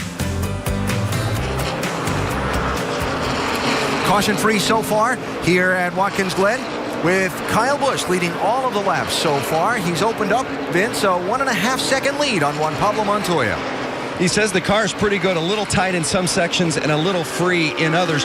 One area of concern for this team, though, today is the braking, especially late in the race when you've really got to have those brakes, because twice this weekend they have damaged and broken the fan that cools the left front brake caliper. In fact, they came in this morning just before race time, and as they were going over the car and discovered it had been broken for a second time, so they had to replace it again. Now take a look, the left front of the car, watch, you can see it flex as it goes over those rumble strips, and that's where that fan ends up getting damaged, and cooling those brakes is key for success here at Watkins Glen. Yeah, you know, we talked about how hard all of the parts of the car get stressed so much here, and every single thing, I mean, just like that right there, going over these curves is so violent, and that's a great camera shot to show that. It happens so quickly, you don't think much of it until you can slow it down and just see just how much that stuff's moving around. What a win would mean today for Kyle Busch. He's had such horrible luck that's dropped him not only out of the top 10 in the championship standings, but right now out of a wild card spot. A win gains him points on the other guys he's racing with a similar number of wins, and also bumps him back up over Jeff Gordon in those standings. Jimmy Johnson running in 5th position right now. Doing fine, bud. We're running probably about a half a second to 6 tenths off the leaders right there, but plenty fast enough to stay in the top 10. You're doing good. Remember, man, we got to get everything we can. I know you're trying, but in order for this deal to work out, we got to try to be a little faster. Here we go, man. So in order for this deal to work out, comes back to my interpretation, strategy, when you're going to make your pit stops and where you're going to come back onto the track in relation to other people. Yeah, I'm just trying to think if maybe he might be thinking about a strategy where they make an extra pit stop and they need to run faster. I'm trying to interpret that, but he's still out on the track at 16 laps. I'm not sure exactly what strategy they're dealing with. Speaking of strategy, first move to pit road among the leaders is Ryan Newman's, Doc. Yeah, first volley in the fuel mileage game being fired by Tony Gibson. Now it's going to be a 3 fuel stop race for these guys. Making it in 2 would be close, very, very close. 4 tires. Remember, Ryan Newman's never won on a road course. 16 wins, but never on a road course. 4 tires, no changes. Their next stop window around lap 34 and 37. It's Michael McDowell also on the pit lane, making his first stop in the 98 car. All right, Andy. 39 cars made a move. There goes McDowell off the pit lane. Well, everybody's got a planned strategy. They're not going to probably react off of somebody else making a pit stop. They know what they can do and what they can't do. If they can split it up and make it on 2 stops, that's probably what they're going to do. If they don't think they can, or if they think it's an advantage to having fresher tires and making that extra stop, that's what they'll do too. Now, kind of what I interpret from that 48 radio is maybe they're going to try to make that extra stop and try to use speed to their advantage and have better tires in the car. Marcus Ambrose was able to make that work for them last year in making those three stops. He pitted at laps 17, 38, and 64 last year. Ambrose did on the way to the win. Vince? Guys talking about Jimmy Johnson. I had that very conversation with Jimmy before the race about could they possibly be on a 2-stop strategy, and he said, I don't save fuel well enough and we don't get good enough fuel mileage to make it on 2 stops. He said, in fact, we stopped 4 times last year. We got a crash in a yellow. 49 car Jason Leffler through one of the few areas on this track where there is a gravel trap. He's gotten through it on the other side and is continuing. Shot to the right. That's between turns 6 and 7. Just stay on the bottom there, pit it. Just come on in.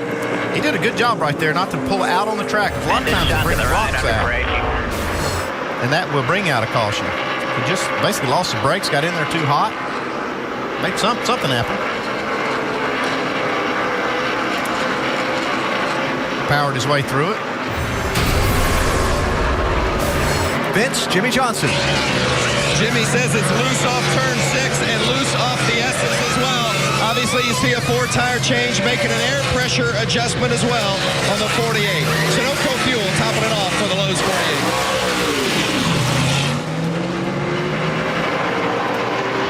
Pit road speed limit 40 miles an hour. It is a very long pit road, but a pass-through penalty like Michael McDowell just made because he was tagged for speeding exiting the pit road on the stop we saw a lap ago. It's very costly. You want to find something that'll really mess up your strategy, one of those penalties will kill. Side note, only 2 drivers have recovered to finish in the top 10 after a pit penalty here at Watkins Glen since 2006. Only 2 top 10s after a penalty. It's just such a long pit road. You pay such a huge penalty for making that mistake. If you're going to err, you have to do it on the side of caution here. You may lose just a little bit.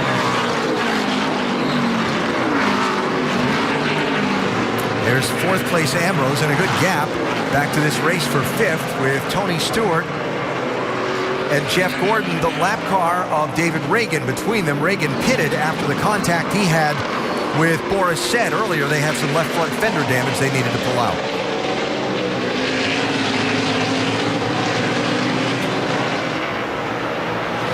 Kyle Busch has led all the laps so far, caution-free at Watkins Glen. There are your top 5 drivers coming up on the 1/3 mark of the race.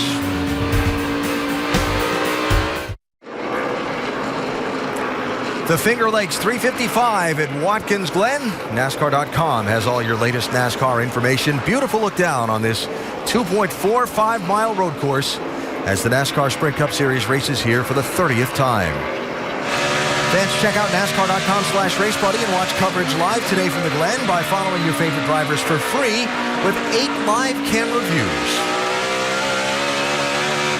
Suspension cam on Jamie McMurray's car.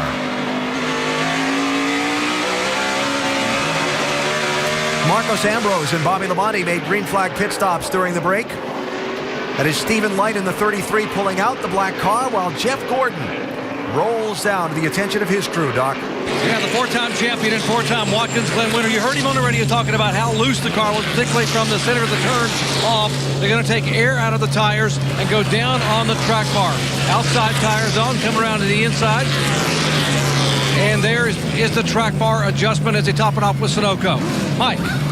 Kevin Harvick saying he's tight to the left in the S's. They're going to change the air pressure back to the settings they had in practice. A 4-tire change, he's away. 36 car Dave Blaney is the white car following Kevin Harvick down the pit lane also. Harvick, former winner here. Certainly could use something good to happen because it has been not as good a performing as we expected stretch for Harvick in that 29. Here's Brad Keselowski. Dave?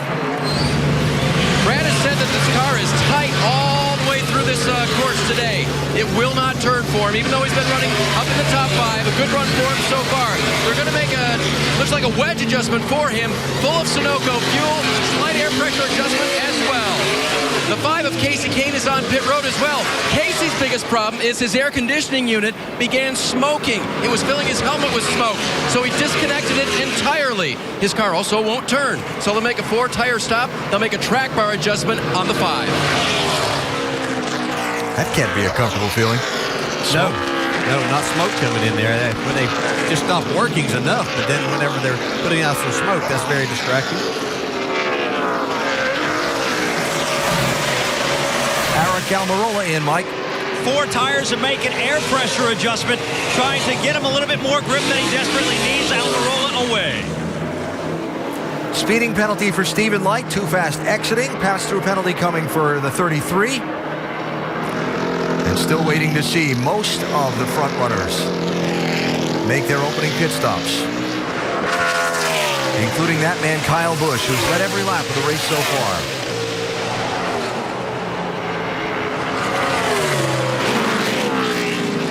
Been watching some of the lap times and seeing how much these new tires are worth. Watching Jimmy Johnson's lap times versus Kyle's. He was losing about a half a second a lap to the 18 before he pitted. Now he's gaining that much and maybe just a little more, maybe about 7/10 a lap on the new tires.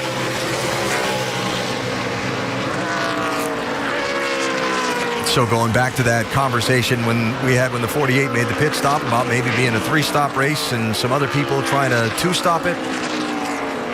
A lot of times you're just forced into it. I mean, talk about the 48 team, really has not demonstrated the ability to get good mileage, good enough to make it on 2-stop. So then you're kind of stuck with that, trying to make the most of it. Jamie McMurray, trouble. That is at the inner loop where he is. The damage on the left side of the car probably tells me he has some trouble under the S's somewhere. That's where I would guess that trouble happened. Tire back there. Possibly blown a tire. You can see the crease in the door where the guardrail, where he got up against the guardrail. Jamie was running 7th at the time. That car is destroyed.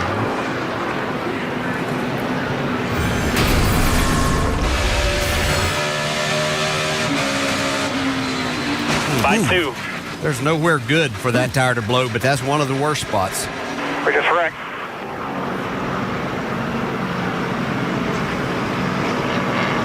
Look at the imprint of the guardrail and the sheet metal. You can just see. I mean, he just creamed that guardrail. He just had got to 4th gear, so he's getting up to not quite to maximum speed, but you get up to over 180 as you enter the inner loop, but well over 150 miles an hour there. I'd be kind of concerned as a crew chief to see what caused that, and if the other, especially the teammate like, say, Montoya, I'd like to know what that was. Was it brake heat that maybe charred the bead, or did he run over something? Yeah, you'd have to think that that's a real possibility 25 laps into this race. So McMurray goes to the garage. Caution benefiting Marcos Ambrose and Brad Keselowski just in front of him, for that matter, because they had pitted under the green.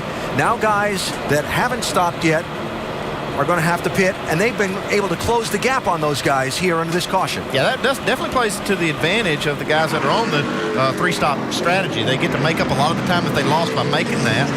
They get to pull up. I'm not sure that we'll see these leaders even make a pit stop now, but they'll have to make it at some point, and they'll end up losing the lead. But these guys get to make up about 2 miles of track time. That's Kurt Busch in the 51, left rear. Looks like it's coming apart on that car. Left rear tire just blew out. Well, that broke right off the car. Left rear tire just fell off. Yeah, that's looks like the wheel's still intact. Looks like all the lug nuts must have fell off. Well, they had such high hopes. He had made a pit stop earlier. Coming to this race after a great 3rd-place run at Sonoma. Well,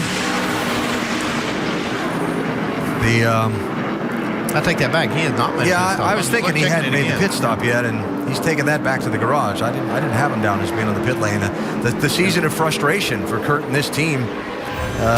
They run well, and then things happen. Yeah, this is, having a wheel come off the car.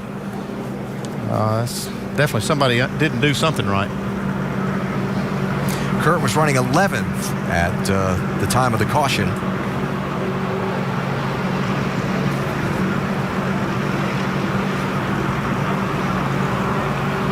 Oh, that's bizarre. Yep, see all the wheel spacers flying off of it. Thought coming into this weekend that besides the Talladega race, Kurt is such a good road racer, this might be the best chance that team had to try and slide into victory lane. Yeah, a lot of high hopes, and they were really needing that, trying to attract a sponsor for that race team. You know, they've had a lot of good runs, but just really not a lot to show for that, unfortunately. All right, bud, let me give you a rundown. We're going to pit a couple laps earlier than I wanted to, but I think with cautions and our fuel mileage, we'll still make it. A lot of guys have pitted 10 laps ago, so they're obviously going to be in front of you. They're running the same speed as you on stickers as you are on 25-lap old tires. Stay patient. Keep doing what you're doing. You look great out there. He did a good selling job there.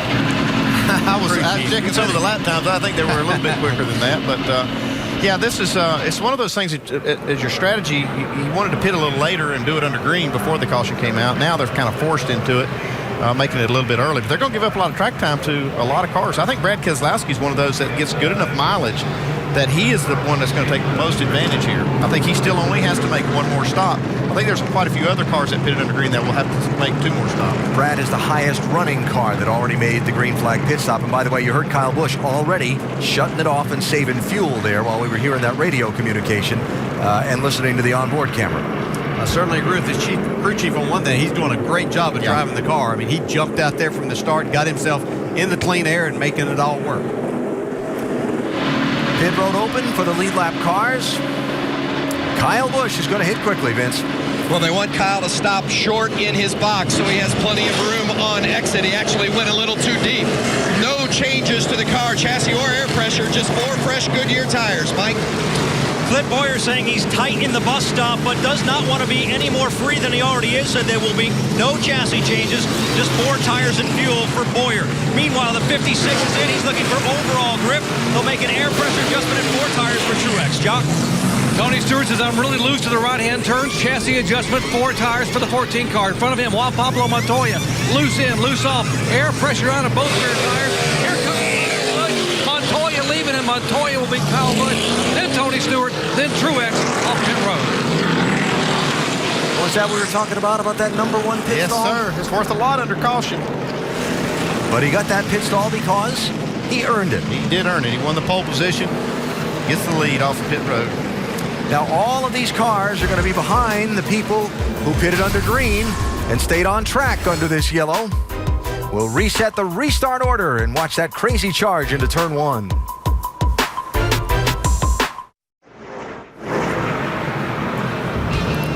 Watkins Glen International just about to the 1/3 mark of today's 90-lap NASCAR Sprint Cup Series Go on this fast road course. The fastest stats are brought to you live all race long by the new Sprint Direct Connect, part of the fastest push-to-talk experience. Upgrade to the new Dun. Kyle Busch, no surprise, has been the fastest of the pack. He's led all of the laps under green until that caution flag pit stop. And the fastest 4-tire pit stop so far has been done by Kevin Harvick's team. With nice work by them. The fastest stats brought to you by the new Sprint Direct Connect. Upgrade to the new Dun. Find out more at sprint.com/speed and get done.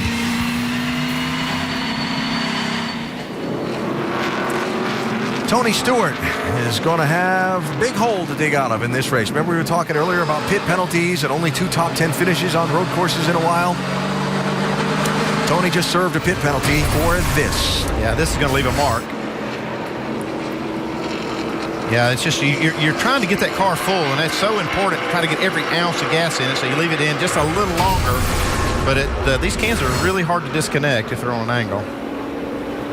Well, we've battled from the back before. We know how to do it, so we got plenty of time. Well, there's no better driver making passes and getting it done around here. He's won 5 times, so he'll have to use all of those skills to make it happen today. Tony was 3rd just before that pit stop, removing equipment from the pit box. Not allowed. And maybe a part of that also is that whole backwards thing, too. It is. Yeah. Joey Logano's been on pit road forever during this caution, Mike. Well, Alan, you remember at the top of the show how I said Marcos Ambrose equates driving a Sprint Cup car here to riding a bull? Well, Joey Logano's getting a first-hand experience. The car's hopping around so much, they thought they had a broken right rear shock. They came down pit road. They replaced it. Didn't feel like that, corrected it. They came back down. Jason Shapiro went under the car to look to see what was wrong. They haven't found out just yet, but obviously they're trying to sort through it, Alan. All right, Mike, thanks. Joey was 16th before the caution. He's going to be all the way back at the end of the lead lap, probably somewhere around 34th in line. So, all these cars up the front did not pit under the caution flag. The first off the pit lane, Kyle Busch restarts 7th, and Ryan Newman pitting as the green comes out, reporting a flat tire.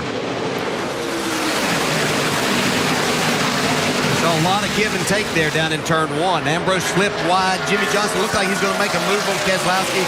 Settled back in even behind Ambrose, and Gordon giving Johnson room. Yeah, I thought Keselowski just did a flawless job on that restart by not overdriving turn 1 and coming out of there with the lead. Not sure how much give and take we're going to see right here. It's all going to take him. It's like Boyer gave it to him. Seeing a lot of dust flying.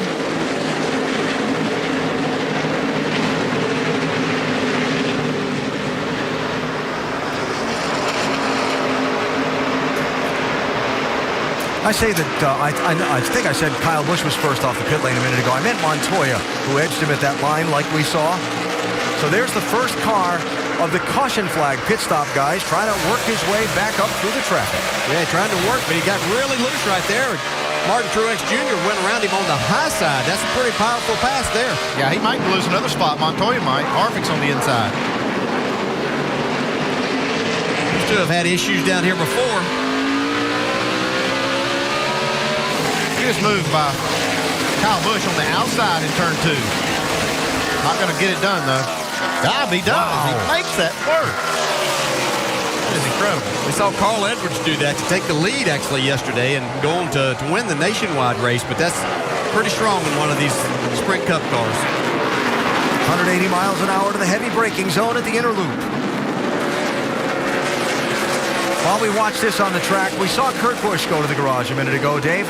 Yeah, and disappointed a good road racer like you out way too early. What do you think happened? We're still trying to understand. The axle shucked out. It's on the track and felt like a broken track bar again like we had at Sonoma, but it's not. So they're just working hard to find out what it is, and I want to get back on track just to make sure that we diagnose the problem the best we can, because these guys work way too hard for these mechanical things to happen, and sometimes these things just add up, and we're just on the wrong side of the 8 ball. But just got to thank Finch and Phoenix Racing. The Chevy, we were coming to the front. We were catching those guys to be on that strategy, and just to pit twice today, similar to Sonoma, but it didn't turn out. Thanks, Kurt.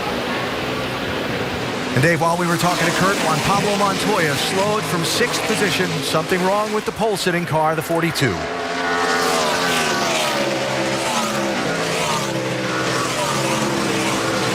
He's trying to make his way back to the pit lane. There he is. Something broke in the right front. Something broke in the right front.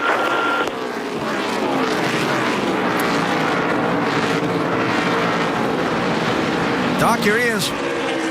Yeah, after the pit stop, Alan, he went out and said the car just got very, very tight, and suddenly it wouldn't turn at all. Said something's got to be broken in the right front. They're going to come down and jack it up. Actually, they talked about raising the hood and taking a look. Yeah, Doc, I think they're going to find it's the left front.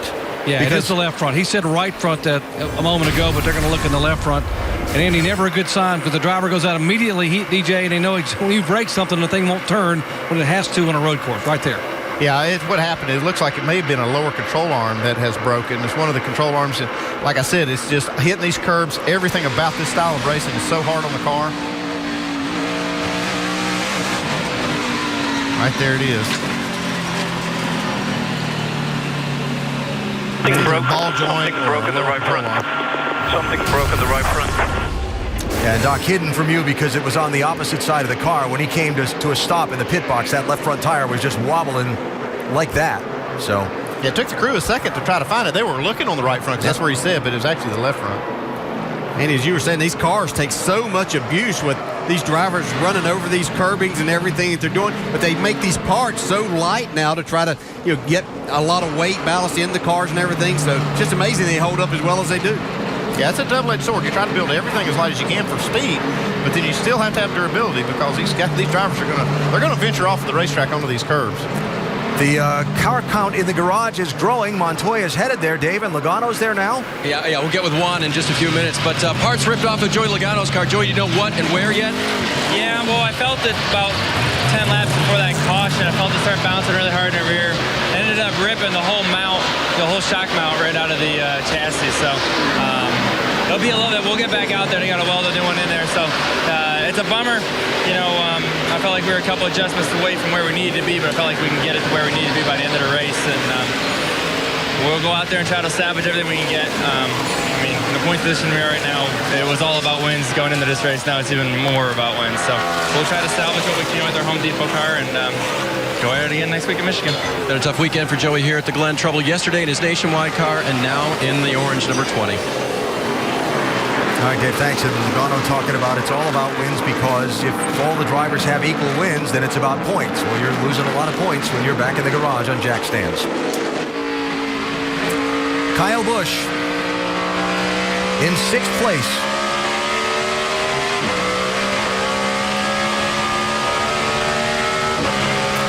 Check that. He moved up to 5th, and he's trying to get 4th from Jeff Gordon. There are the top 3. Okay, I had that backwards.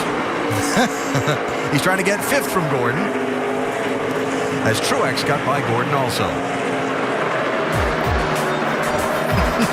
Brad Keselowski leading in the NASCAR Sprint Cup Series race at Watkins Glen. It's been kind of eventful here lately.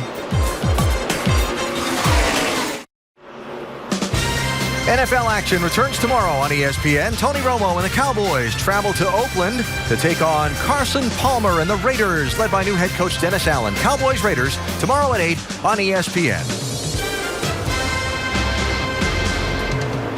Watkins Glen International live NASCAR Sprint Cup Series on this high-speed, hard-on-equipment road course. There is the race for the lead. Brad Keselowski in the 2, being dogged by Marcos Ambrose in the 9.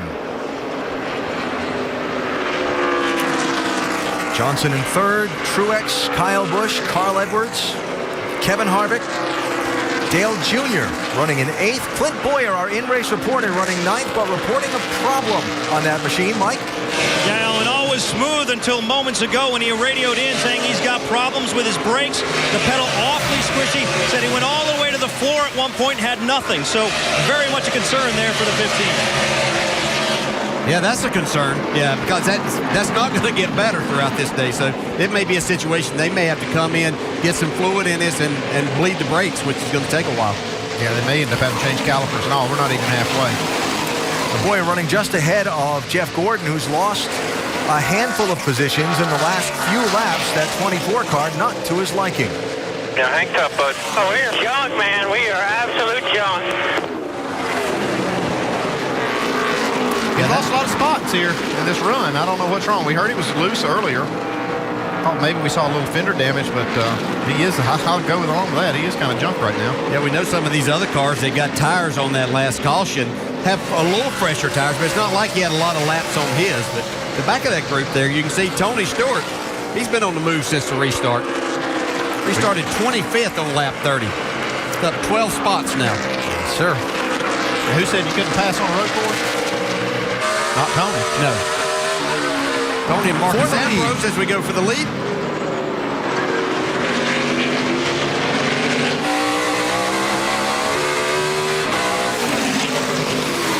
What a surprise. Marcus Ambrose is leading at Watkins Glen. Yeah, I'm not a bit surprised he's leading, but I'm not sure that he doesn't have to make 2 more pit stops.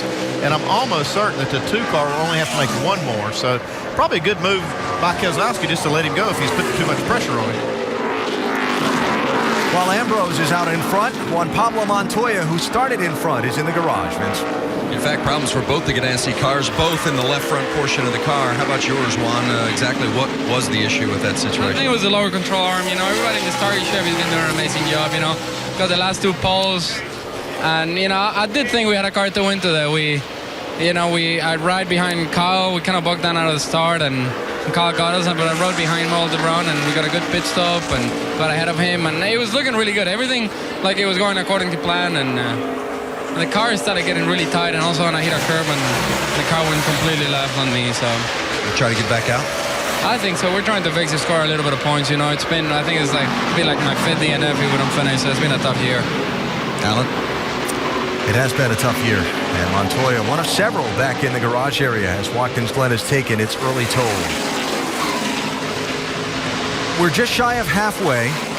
I just want to mention, by way of full disclosure, I know there's only a 30% chance of scattered showers today, but as we look at the radar west of the racetrack, there are a couple of those scattered showers. We'll keep an eye on it and hope it scatters away. Marcos Ambrose leading at Watkins Glen.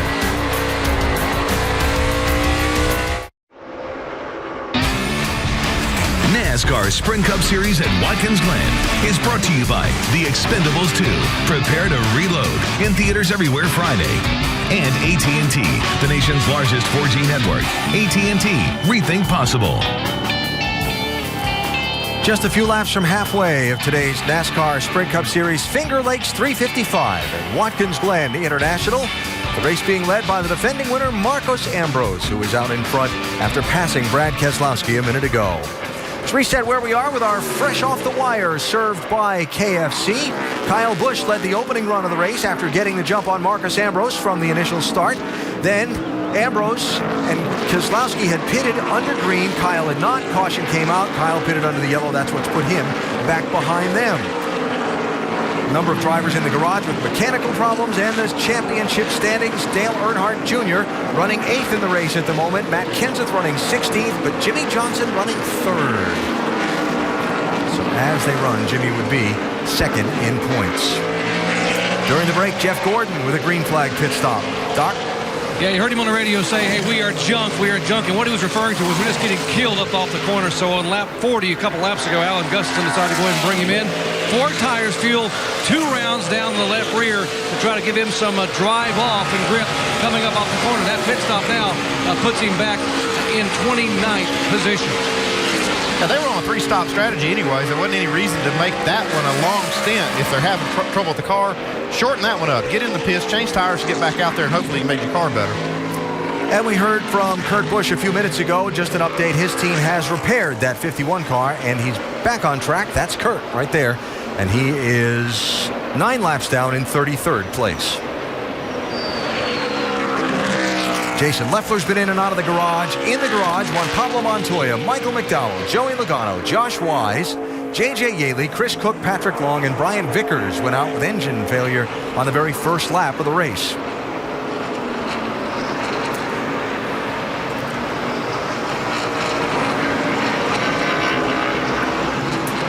Here's a look back through your top 10. Keselowski 2nd. Johnson 3rd. Kyle's up to 4th. Harvick, Edwards Jr., and Clint Boyer racing there with Tony Stewart for that 10th spot. And we reported on some brake problems a little while ago. Any update, Mike? It seems like the situation has stabilized a little bit. The brakes have not completely gone away yet, but there are signs that they're invading. Meanwhile, Boyer just trying to keep his head up, and Brian Patty encouraging him. You can sneak a little rear brake to it to help you out. Do what you can. You're doing a really good job. Still clear by 7. Great pace. You and the 20, it's fine, dude. Just keep doing what you're doing. You're clear by 20 out back. Great pace. 12-7, same out front. I just walked up on top of the pit box and spoke with Brian Patty, asking him what he thought the problem was. His opinion is he just got them too hot. They're going to pull some tape from the brake ducting. Next pit stop, Doc. And you saw Tony Stewart make that pass. Tony has now gained 3 positions in about a lap and a half. Why? Because you heard Alan say a moment ago, and actually Steve Addington told his driver, said, hey, Tony, we got some rain about 20 minutes out. I want to hustle a little bit. So now Tony on the move. Now hustling he has to after a penalty on his pit stop when they carried the fuel can out of the pit box that sent Tony Stewart back to 25th. He's now up to 9th spot. Boy, he saddled up and rode that thing to the front, didn't he? Wow.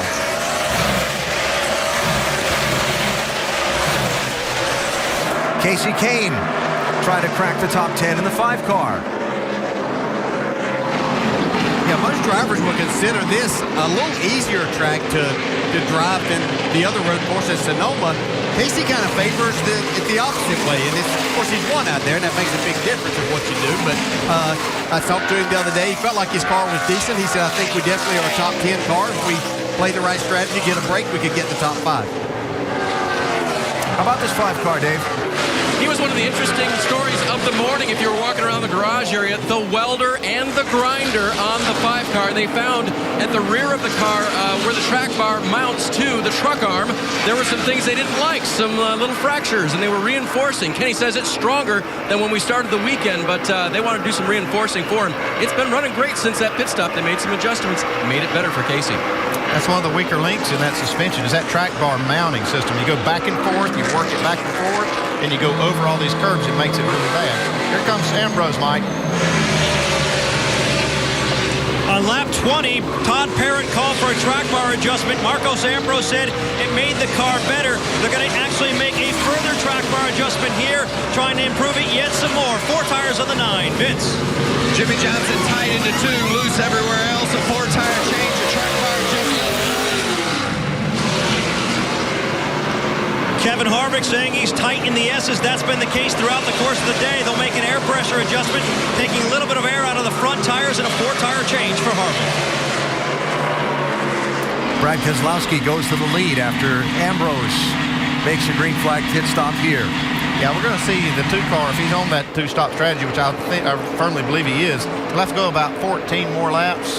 About 10 laps, actually. He probably have to go 10 to 14 more laps before he can make it.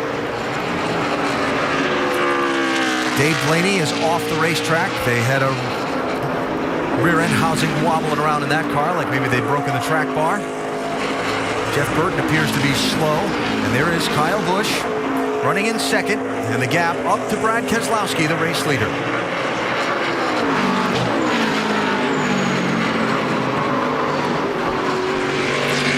Well, strategies being played, cards are being placed on the table.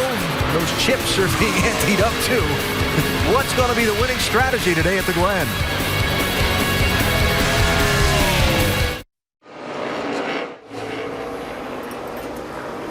Just past halfway at Watkins Glen for the 5-hour energy rapid recap. We'll get us caught up with what's happening so far. Some pit strategy. Marcus Ambrose on the 3-stop strategy. First pitted on lap 21, came back down again on lap 47. That is different from what we're seeing from that 2 car. Yeah, there's a lot of strategy being played right now by many different teams. Nobody's the same that I'm seeing, but these guys are having good, clean pit stops. Right now, Marcus Ambrose back in the 16th. Keselowski's up there leading this thing right now. They're looking good. Yeah, Kyle Busch was just absolutely awesome from the green flag. Led 26 laps, done a great job, has worked his way back up after his previous pit stop to second position. Not sure we can say enough about Tony Stewart. Had a removing equipment issue on the team's first pit stop. Got put back to 25th. Stewart right now is in 5th. Yeah, he is flat flying through this field. I mean, he told the team, he said, look, we've been in this position before. He said, we get ourselves back up there. Montoya was the pole sitter, had a broken control arm. He is out of the race, someone that you definitely look at when we come to these tracks. Guy sat on the poles very fast, broke a lower control arm, suspension part. He is out of the race, and disappointing day for Montoya. Been a tough year. And you see Casey King right there. He came down pit road on lap 47. Too fast entering. That's the 4th pit road penalty of the day for the entire field today. And he got lapped, but now he's got himself back in the lead lap. He just passed the leader, Brad Keselowski. A good move for Kane. Got new tires and everything. He's powered his way back up through there to keep himself on the lead lap. Tony Stewart, since 2002, 5 wins and 2 second-place finishes. But what he is doing on the track today, don't tell me you cannot pass on this track. Oh, no, don't tell me that at all, especially this guy. I'm not a betting man, but I would never, ever bet against Tony Stewart getting that race car back up to the front. I like how he's really rallying his team, saying, hey, look, we've been in this position before, guys. We made a mistake. I can get back up there. So he's not giving up on a team. He's not mad. But he's got this thing up to 5th right now, so he's really rocking and rolling with this car. And how about the driver of the 22? Sam Hornish Jr. finished well in the Nationwide Series race yesterday with a top 3 finish. Right now, he's in 7th. I tell you what, he's really doing a fantastic job driving on these road courses. Roger Penske looks like he's done the right thing by keeping Hornish in this number 22 car. And Sam has never been known to be a great road racer, but he's getting better and better. I really do think, guys, that yesterday's racing nationwide has really helped him today. He's doing an outstanding job in this race car. He's put it up front. He's in the 7th position. He looks like he's going forward. He is tracking down Clint Boyer as we speak. Sam Hornish doing an outstanding job. Hornish about 14 seconds behind his teammate Brad Keselowski, the leader. Dave, what is the strategy of that 2 car today? And we've been talking about it all day, whether it would be 2 or 3, but Paul Wolf, the crew chief, didn't waver this morning when I asked him. He said, we'll be a 2-stop car all the way. The tire holds speed, his ability to save, and our fuel mileage is good enough. I said, what would bring you in for a 3rd? He said, just damage, and we don't expect that. So expect him to be in one more time today, Nicole, maybe around lap 60 or so.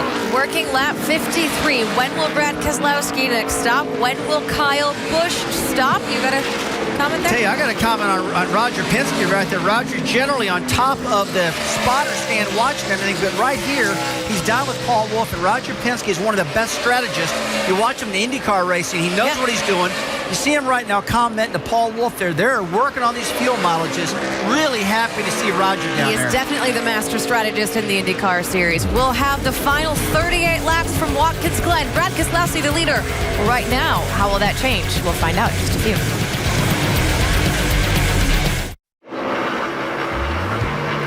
The fastest stats are brought to you live all race long by the new Sprint Direct Connect, part of the fastest push-to-talk experience. Upgrade to the new Done. Brad Keselowski has turned the fastest lap in this race. And that is a pretty sporty lap time, too. The pole was only 1 minute and 9 seconds. The fastest stats brought to you by the new Sprint Direct Connect. Upgrade to the new Done. Find out more at sprint.com/speed and get done. Keselowski getting it done by 4.8 seconds over Kyle Busch. With Martin Truex Jr., Carl Edwards, and now Tony Stewart rounding out the top 5.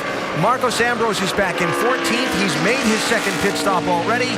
Hearing Brad Keselowski in that 2, maybe hanging a right turn onto the pit lane right now. No, not this lap. 43, Almirola behind him, just came off the pit lane from a green flag stop. He's got fresh tires.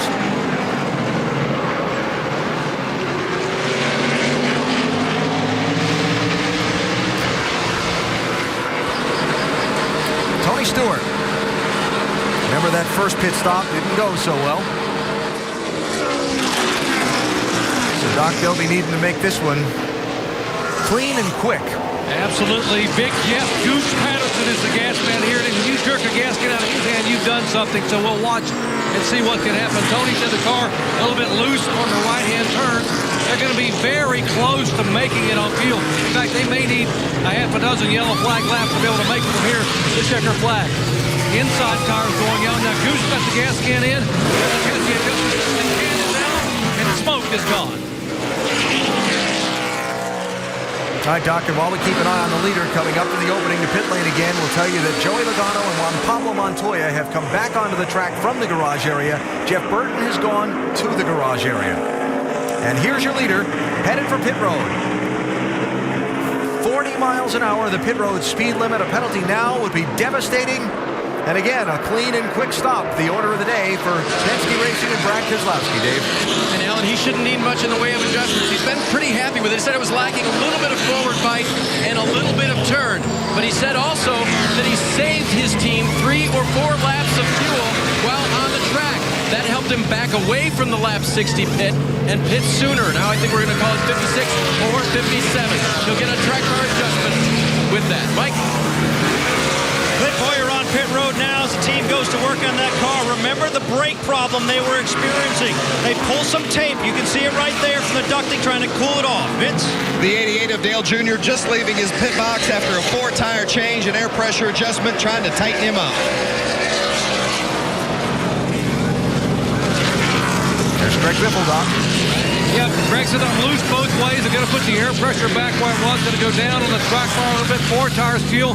They might be able to make it to the checker from here. Down on the way, flawless pit stop. Oh, no. Is Truex out of gas? Well, it sure looks like it. That's about the worst place you could possibly be out.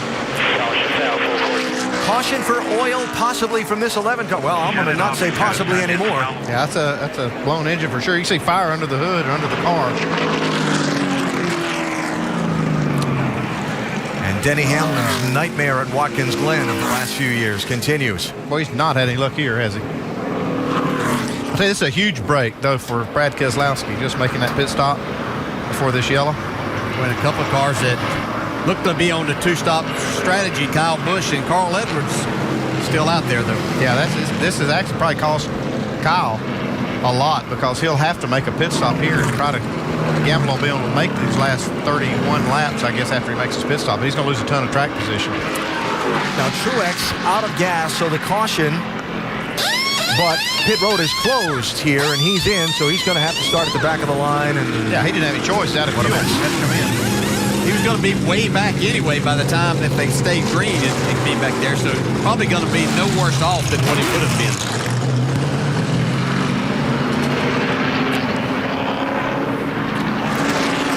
Kind of the end of a frustrating weekend for Denny Hamlin. Things didn't get started off good.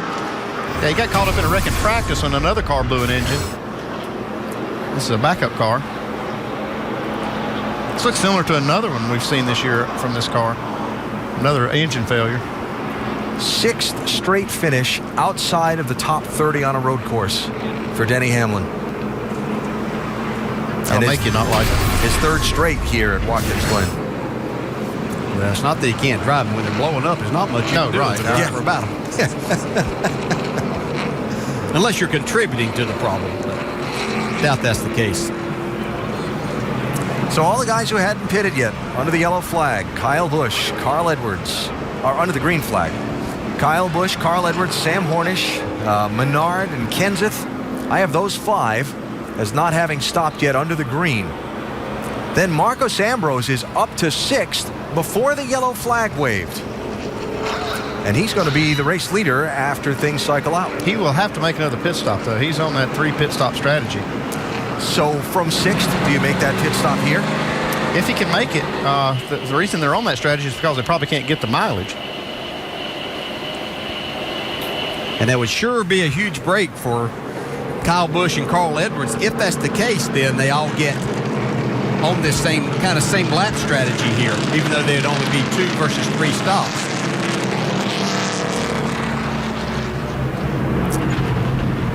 Well, we'll find out right now.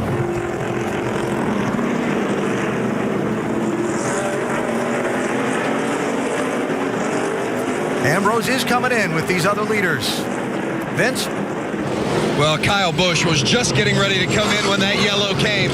No changes on the car, just 4 tires and fuel. They're hoping that yellow didn't cost them. Mike?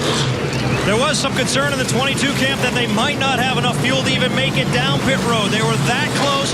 They'll gas it up. They'll make a chassis adjustment because it's been tight, especially in the carousel, and a 4-tire change for Hornish. Dave. Carl Edwards was worried about the very same thing, whether or not he'd have fire in the hole. Right now, he does. The car is working. Wedge adjustment tight in the right-handers right now. Doc. Jeff Gordon just apologized to the crew, guys. He said, guys, I'm so sorry. I'm doing the best I can. We just don't have any grip. Alan said, we got to fix it. So they decided to come in, and they're going to add a spring rubber in the rear, top it off with fuel, Sunoco fuel, 4 tires. They got to help him get some grip getting up off the corner. He's away.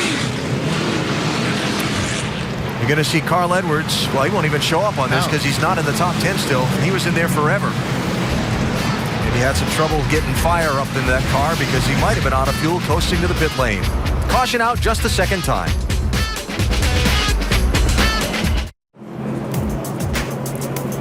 Under caution at Watkins Glen, remind you that some more great road course racing for the NASCAR Nationwide Series next Saturday from Montreal. It's been a wild race in the entirety of its history. 2 Eastern next Saturday on ESPN. And next Sunday, back to the high-speed super speedway action at Michigan. In the Pure Michigan 400 newly paved track, little 28-car tire test. Got some problems from June sorted out. And we're looking for a great race starting next Sunday at noon Eastern time here on ESPN. Cleaning up some oil from Denny Hamlin's engine failure that put us under this caution.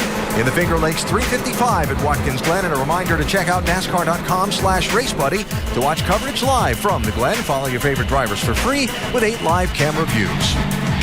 So, who was helped by the caution? Who was hurt by the caution? What's the big picture for the restart? And how wild will the Turn 1 restart get? The answers to these and other questions when we come back to Watkins Glen. They're still cleaning up. We'll take a break. Oh, the NASCAR just called one to go, and there's the signal out there in the inner loop. So let's do a wave off on that commercial break and get ready for the restart. Wave off and wave arounds here. The car's taking advantage here. All right, so look at them as they come by here. Brad Keselowski, Tony Stewart. Truex is going to have to pull over and go to the back because he pitted too soon. Then you're going to have Bowyer and Earnhardt Jr. as cars who did not pit under this yellow, who stopped under the green.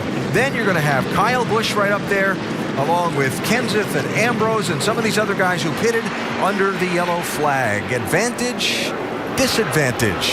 Dave, how about the leader's crew chief?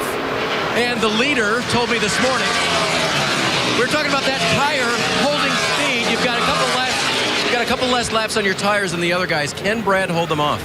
Yeah, I think so. We've had a good Miller Lite Dodge all day. It's just, like I told you earlier, we just got to play our strategy, run our window, and we've been able to do that. And, we've had a little luck on our side with the cautions falling to help us out. So I think everybody's good from here. So hopefully we can keep this thing up front and find ourselves in victory lane. He told Brad as much. Everyone has pitted for the last time, so go race it out, Doc. And Tony Stewart's crew chief, Steve Addington, had 4 calculators going a moment ago when I went up to talk to him. I said, who has the best calculator? He said, hopefully the guy in the car, Tony Stewart. He knows we need about 3 more laps of yellow to make it, but he's really good at saving fuel, which is what he's doing right now. We just add Greg Biffle to the list of guys who pitted under the yellow. Kyle Busch is going to be 6th on the restart. Yeah, and I'm watching this 15-car Clint Bowyer. He's had brake issues. What's going to happen on this restart as they go down into turn 1?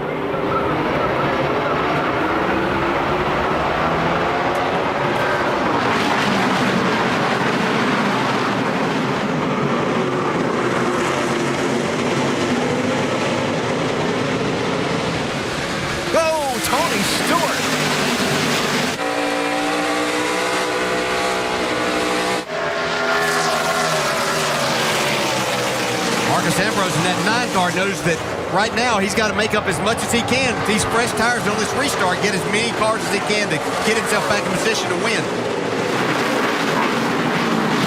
Tony Stewart with a bold move by Clint Bowyer there, getting into the inner loop.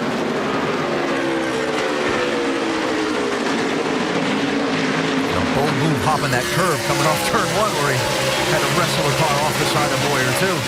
There's 2 cars in the top 10, and we didn't think we were going to be that good today. It's the 88 car of Dale Earnhardt Jr. and the 17 of Matt Kenseth. They're both up there in the top 10, battling it out. There's Ambrose on Kenseth, 9 and 17. That's for 7th place. That's already 2 spots that Ambrose has made up in this first lap of green flag racing. Let's go back to Earnhardt Kenseth. Between the 2 of those, they've only got 2 top 10 finishes in the last 15 road course races. Jimmy Johnson trying to take a spot from Sam Hornish. Uh-oh. See what was on that camera lens? Yeah. Oh, trouble back up there. It's all cars spinning in turn 1. That's Casey Kane. Come on, keep going, keep going.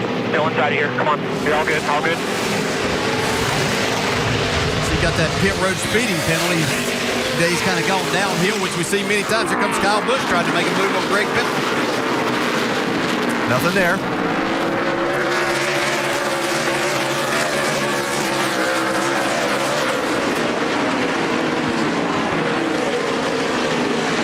Again, I mentioned a 30% chance of a scattered shower. The forecast for the period of the race today, but there are some showers on the radar. We just keep hoping they scatter elsewhere. Marcus Ambrose after another spot. Yeah, another one of those just perfect moves that only he and a couple others can make as they go into that turn 6. Just you don't even see it. Looks like they're making a huge effort of outbraking them, but they make it look so smooth and make the pass.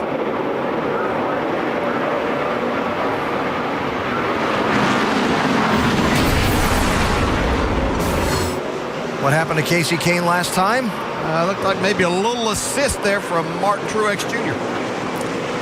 Who had to go back to 22nd on the restart after pitting too soon when he ran out of fuel. 56, stop, get down, get down, get down, get down, get down. Okay, you're clear. And And now Kane is on the pit lane under the green flag while we follow the leaders around the course. Kyle Busch keeps peeking out from behind Greg Biffle. And this time he gets him. Biffle's going to have his mirror full of another one that can make that move here in just a second as Ambrose approaches.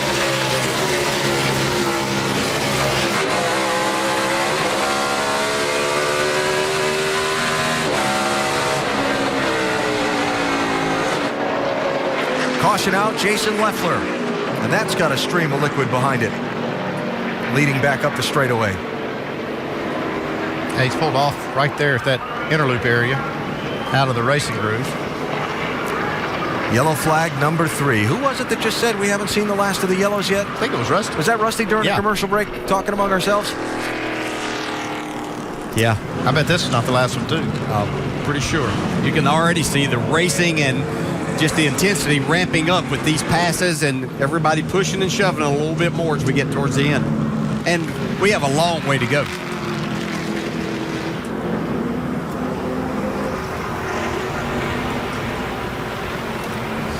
So everyone's just been on pit road. The 2 stoppers and the 3 stoppers have played their fuel strategy. So we don't expect much action there. We'll take a break. Caution out just the 3rd time today. Caution out, cleanup still underway here at Watkins Glen. Let's check in on the AT&T Fastest Driver Challenge, how the top 4 qualifiers for today's race are faring against each other. Brad Keselowski leading the race, so he's leading all of the packs. Remember to text FAST to 34763 to play AT&T's Fastest Driver Challenge, or visit attfastestdriver.com. You could have a chance to win 4 Gs just by playing. Denny Hamlin is with Vince Welch back in the garage. Well, the motor let go on the 11, but describe, Denny, that scary situation that we saw there with you trying to get out of the race car and what was going on. Yeah, I got a thing with wrecks and fires here lately. It's frustrating, but our FedEx Freight team had a rough weekend, getting caught up in the oil on Friday and getting caught in a wreck, and then today it's just the motor let go. But really for us, it's our first engine issue all year, so it's unfortunate, but it's part of racing. It's what happens. It's just an overall bad weekend for us, and obviously not the way we wanted to end it. What was it like in the cockpit there during that experience? I was fine until once again I started feeling the heat, and I looked down and I saw the fire right by my feet. It was coming through the firewall, so that part of it's a little scary, but once I started getting a little fire on me, I decided to stop at the nearest fire station. Got out quick. Thanks. Glad you're okay. Alan? All right, Vince, thanks. So Denny Hamlin continuing the terrible run of luck he's had at Watkins Glen here in these last few years. Brad Keselowski leading. Tony Stewart has come back from a pit road mistake and a penalty earlier to be running second, Doc.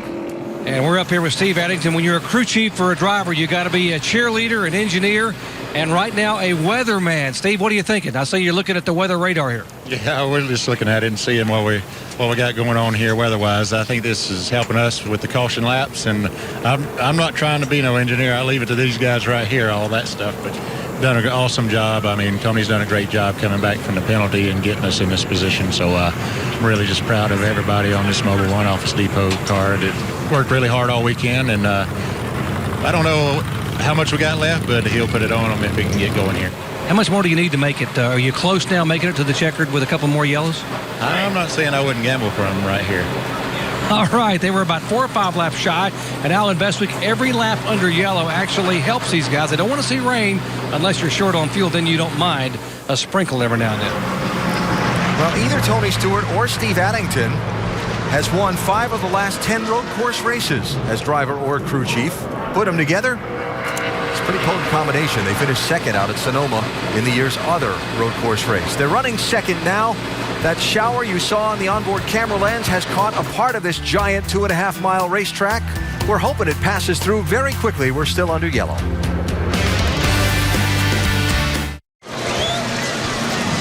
Major League Baseball tonight and tomorrow on ESPN and ESPN2. Tonight on ESPN, a National League East showdown as the Braves, led by Chipper Jones, head into Citi Field to face David Wright and the Mets at 8.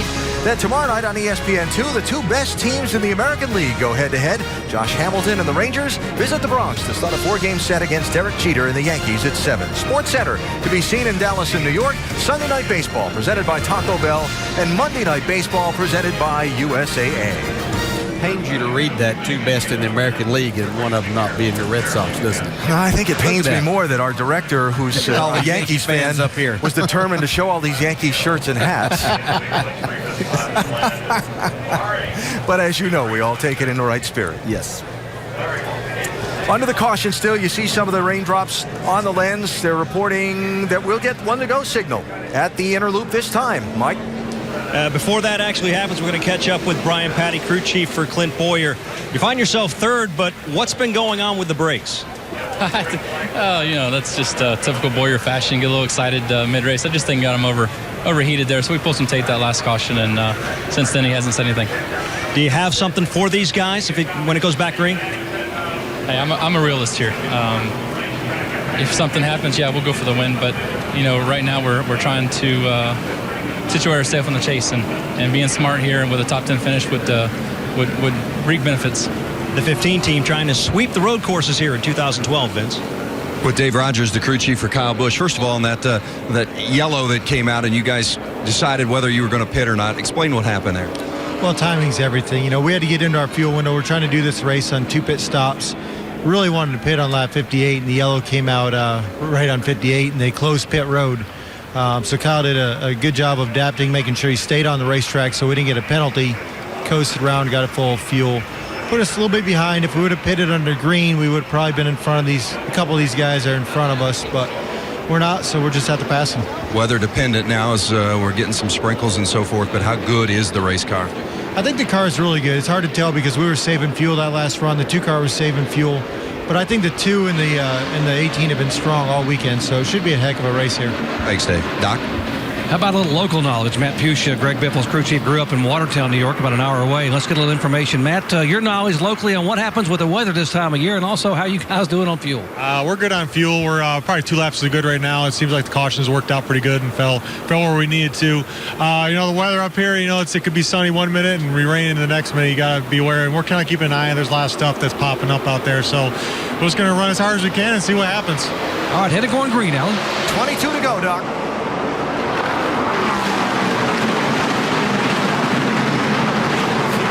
Greg Biffle, the aggressive move to the inside of Marcos Ambrose. Kyle Busch forced wide.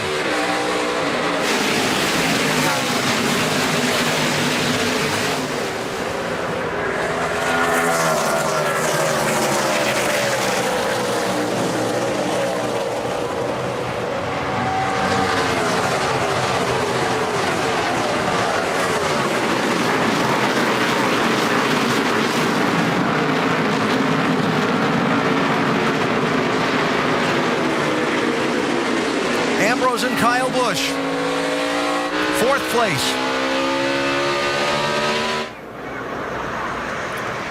Because they continue to run over these curves, that little bit of moisture that we had there makes this curb and rump strips even slicker. So as they try to maneuver over this, we might see some guys get out of shape.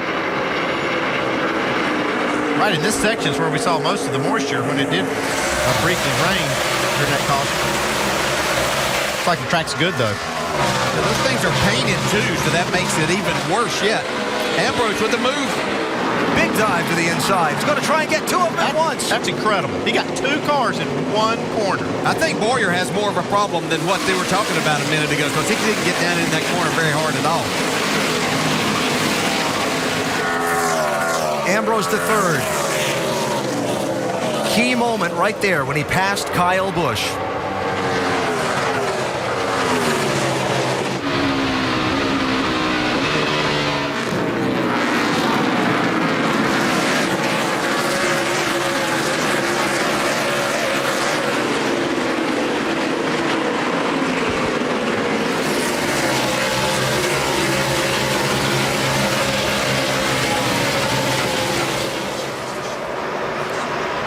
Sam Hornish there with a great day still going. Jimmy Johnson trying to get around him.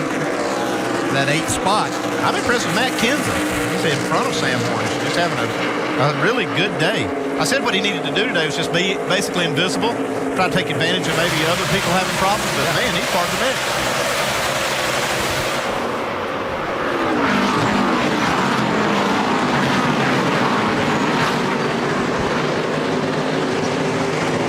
Jimmy Johnson, Sam Hornish, 48-22, racing there.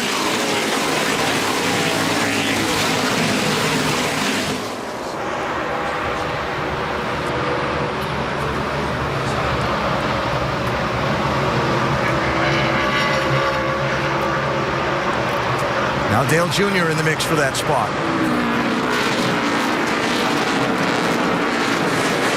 Dale Jr. there in the 88 trying to make a move to Sam Hornish. Also had a solid day. Regan Smith, it's a little bit off course. Ryan Newman trying to take advantage. Yeah, it's hard to do that. They're so narrow through that particular section. You can't really get side by side. It's like Regan Smith would gather back up as they exit that interval. And that whole group on camera gives me a second to catch up on a few things. Smith spent a long time on pit road earlier in the race when they had to repair the front splitter on that car. Ryan Newman, remember, pitted just as we went green on a restart earlier. Oh, Tony Stewart goes for a spin into the inside wall at pit entry. Caution is out. Question is, did he get some help?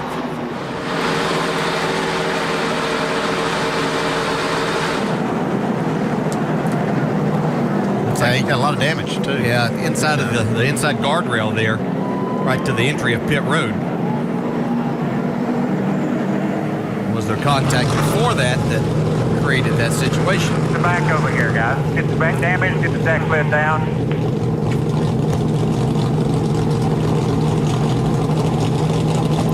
Spoiler bin up. Yep, pull it out. Upper bar, upper bar.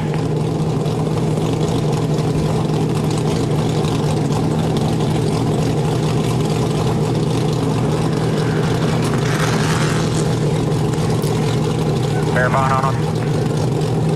They got a lot of time. They can work on this car for a couple of minutes before the caution car gets back around. So Tony was second. Marcos Ambrose was third. Nope. He just lost it.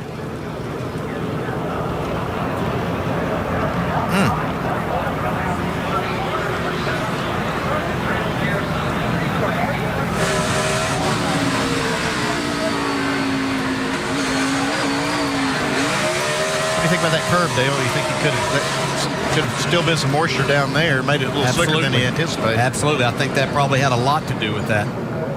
And how he spun and didn't catch after he bounced off the inside guardrail, the end of that pit wall too. That was pretty fortunate. Watch this. Bang, and the car straightens up and he catches it without hitting anything else.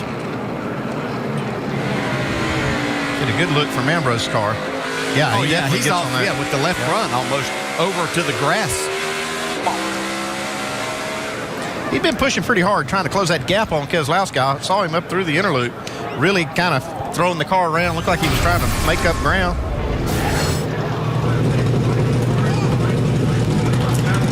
Shows you how difficult this is, that the very best at it can still make a mistake too. But I do believe that moisture probably had something to do with that. So Tony Stewart from second place to the inside guardrail and out of pit lane with some heavy back end damage on his car, and the caution is out for the fourth time in this race. Talk about a lot of restarts being interesting, but this may be one of the most with the three drivers that I see there in first, second, and third. Keselowski's got plenty of victories, but he doesn't have a road course victory in this yet. But the other two there with Ambrose and Kyle Busch, desperate need of a win. Yeah, they're going to do what it takes, whatever it takes, to try to get their car to victory lane. As well as the two car. I mean, he needs one too, just to add to his point total when the break comes. Sorry about that, Andy. No takers among the leaders on pit road. Take a break. Get ready for the restart. Shocking turn of events as Tony Stewart crashes from second place.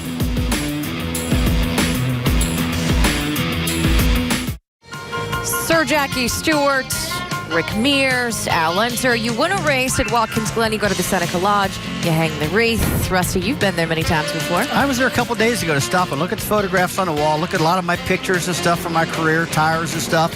It was really impressive. It's a must-go-to place. So there's a lot of race fans there. Really cool. The lair of legends. 18 to go here in Watkins Glen. The NASCAR Nationwide Series is back next week in Montreal, 2 Eastern. That is on ESPN. And the Pure Michigan 400 next Sunday at noon Eastern on ESPN. Brad Keselowski currently out front. And we just said, I don't envy having him to start next to Marcus Ambrose. Doc? Let me show you here, Nicole. This was the onboard camera with Tony Stewart, no longer on board, by the way. This was the rear camera, and I just talked to the technicians here. This camera actually hit the wall flush, and it was still working. Now, it won't work now because it will not pan back and forth, but this is the very middle of the back strip, and look here behind. When they came in, they had to cut the camera cord and unplug it, but it was actually still working in spite of the fact that Tony backed this car in the wall and don't have that shot anymore. Nicole? Obviously has some damage, but Tony Stewart has been back in the pack before. Earlier in this race, he had to restart 25th. He worked his way back up to the front, and Rusty not having the back end of that car is not going to hurt him all that much. Well, I don't think it's going to hurt him at all. If the rear bumper's off the car, it lets the air get up from under the car a lot easier. The key is if the sides of the quarter panels are nice and square, which they're probably not. Everybody knows that that's a lot of downforce, but the rear bumper missing, that doesn't slow the car down. The problem he's got is he's got a long way to go in about 16 or 17 laps. He can get back up, I do believe, to the top 15, top 10. The guy I'm looking at, though, is in that 9 car sitting on Brad Keselowski's bumper. I know Brad has to be nervous right now, but look at Clinton Boyer. He's done a great job of putting that thing in fourth. Yeah, Keselowski yesterday said he's not taking any prisoners. He's going to do what it takes to win this championship. If it takes roughing somebody up, he's going to do it, he told us. Well, he better get ready. He was collecting his nice guy points. He better get ready. Weren't those two in the same position one season ago in this exact same race? Hey, by the way, Ford has not won a race in the last 14. Dave, Brad Keselowski's trying to keep it that way. And he had a restart yesterday late in the Nationwide race that Carl Edwards actually drove around the outside of him going down into turn number 1. Talked to Paul Wolf about that this morning there on your left. Paul said, I don't think he'll get beat on the restart again. Talked to Brad right before he got in the car today, and Brad said, well, what you got to do is when you get down to turn 1, you got to run that guy on the outside up into the curb. I didn't do that to Carl yesterday, and that's where he stopped. He's left open the possibility that he could run his competitor way wide on that first corner. What do you think we're going to see here, guys? Well, it's going to be a drag race right down into turn 1. We know that Marcus Ambrose can brake really late, and he's a great passer. I mean, you got to understand how to work the brakes, and he proved us earlier when he passed 2 cars going into 1 that he's got great brakes left in that car. So let's see what happens here. Yeah, I don't think he's worried about beating him to the corner talking about Ambrose. I think we're going to see what happens. Alan, have fun with this one. So just use our heads here. We got to do extra big fixture here. We got a long way to go here, so save your tires.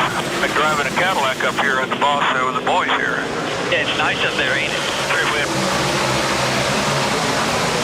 16 laps to go, 3 wide for the race lead, turn 1. Wow, what a move by Kyle Busch. Not done yet. Now it is. Boyer and Biff will have a little contact there.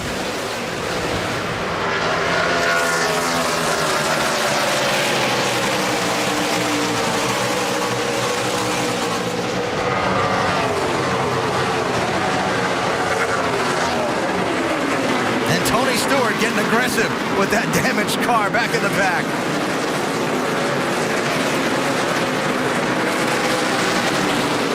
Oh, it's got speed off.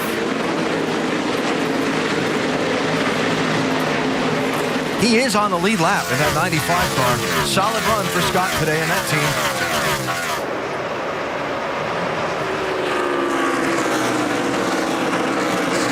Truex making a big move on Dale Jr. to take a spot away. We're trying to. Here comes Jr. back. That's 11th place.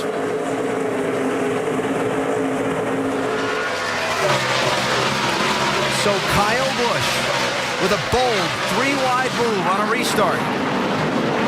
With 16 laps to go, gets out in front after being squeezed back a couple of spots earlier on the last restart by a bold move from Marcus Ambrose. Dale Jr. and Mark Truex still arguing over that spot.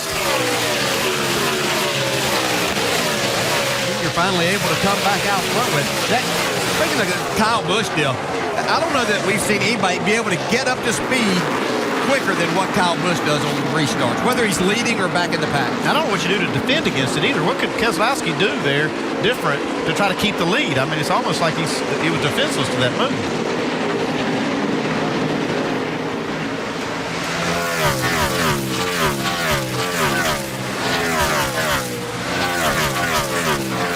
Talked about earlier, you get to the point in these races, these road course races for the NASCAR Sprint Cup Series, where it's not give and take. It's all take and no give. We're in that zone of the race now where it is all take if we have any more restarts. Or if we don't, even if it runs to the end, we're going to see a lot of push and shove. Kyle Busch back to the front. He led the early segment of the race, got shuffled back by cautions and strategy. A bold move regains in the lead.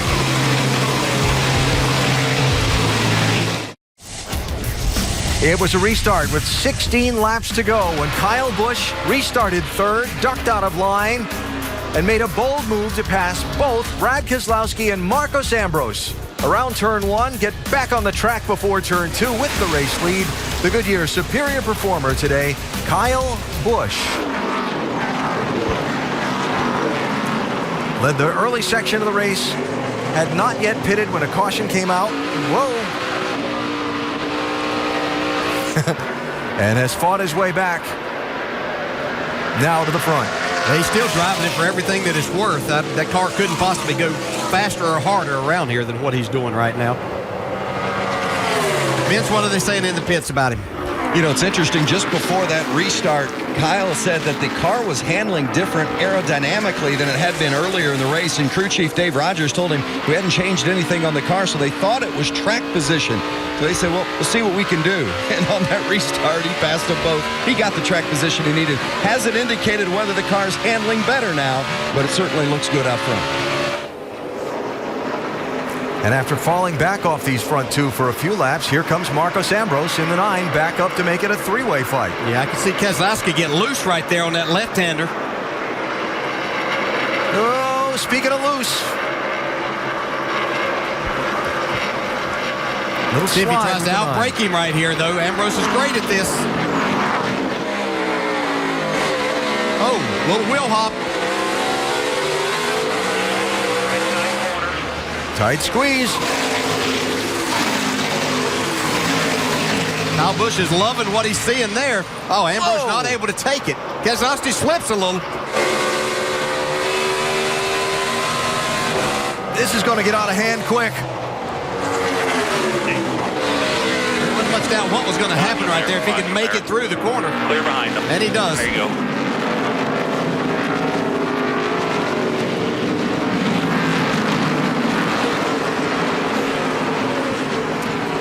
So Ambrose to second.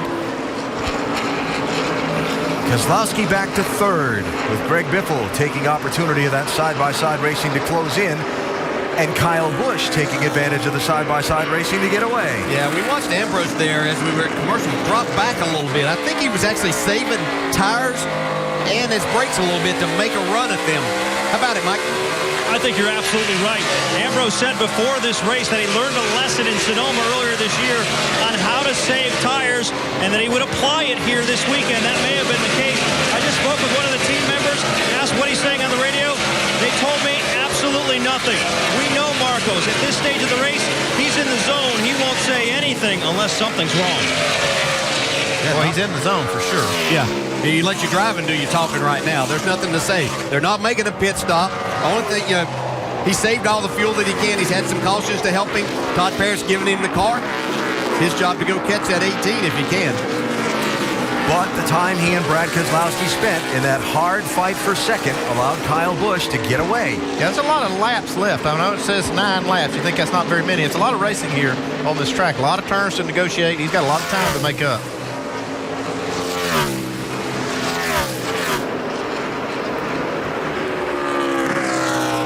There are your first three. Mentioned Greg Biffle up into fourth place. Yeah, this is a solid run. I mean, Greg was very optimistic this morning, and I wasn't sure that in talking to him that he could run in the top 5, but he's been very solid there and trying to take this third spot.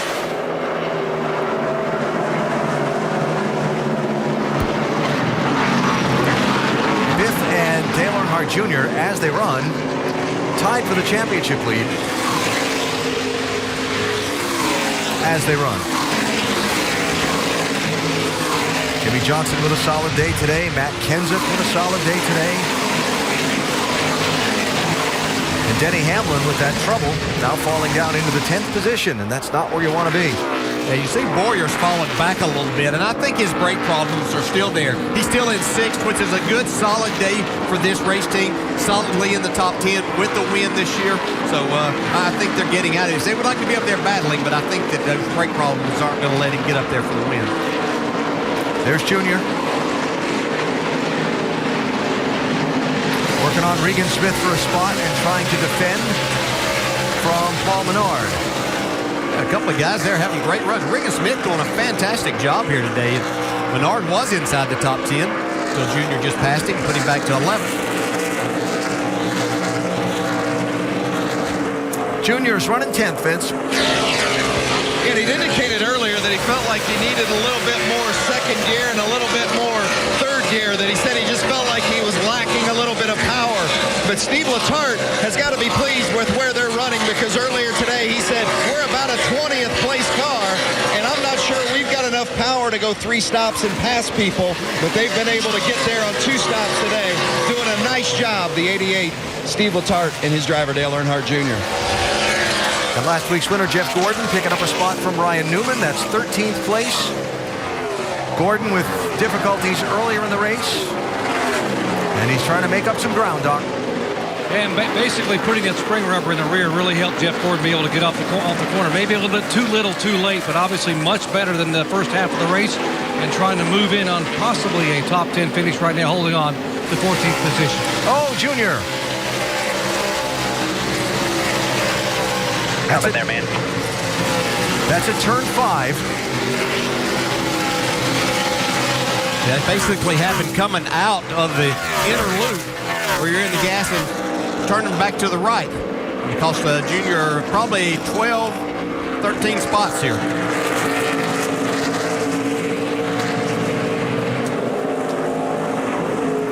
He was running 10th. We'll see where he falls in line now as he comes to the start-finish line. Here's a look.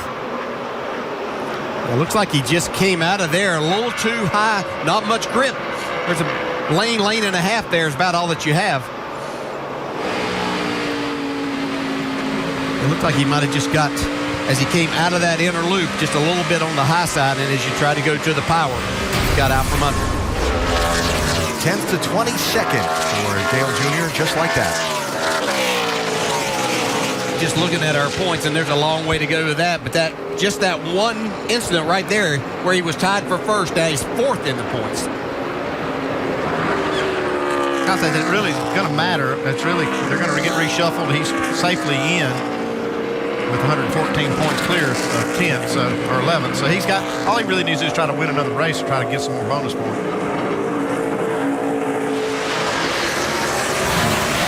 Jimmy Johnson running 5th in the race. And going to look for a spot here on Greg Biffle, or at least let him know he's there.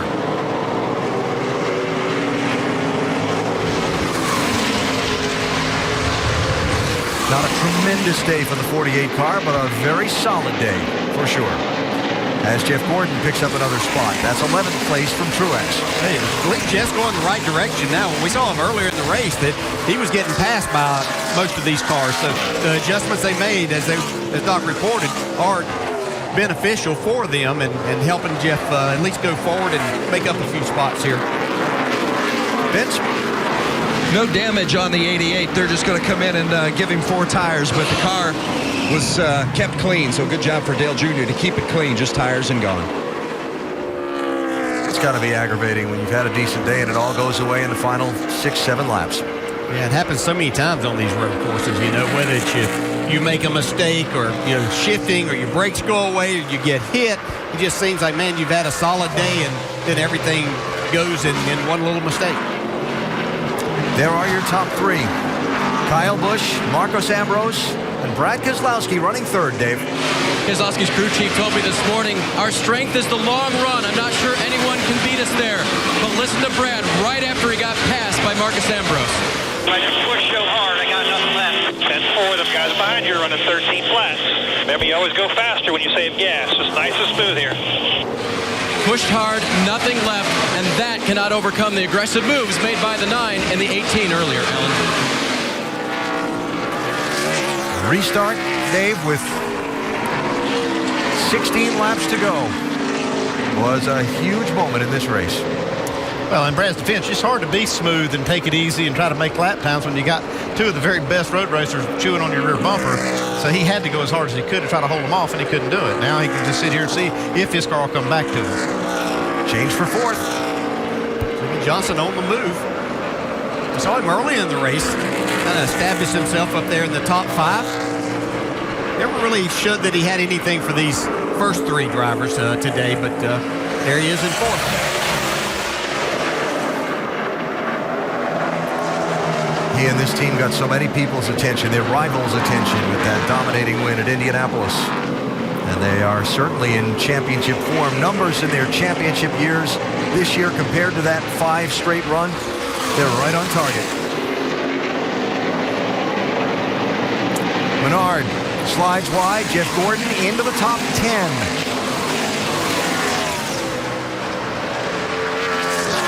Not going to be happy with it, but a solid rally for the 24 team.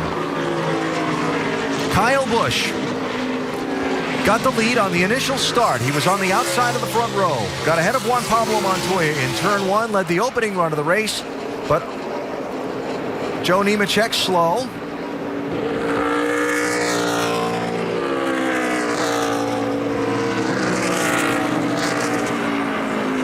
Trying to make it back around to the pit lane. I'd say maybe he's had a transmission problem or something like that. Trying to make it back. Yeah. 2 laps to go. It's like Keselowski's car did come back to him. It's just maybe a little too late. Maybe there, if Ambrose happens to make a little bit of a mistake, Brad will be there to take advantage. Right there's a little bit of a mistake on the 9 car. No, it's a mistake. It just looked like his handling's going away on him. Yeah, bobbing and weaving around a lot.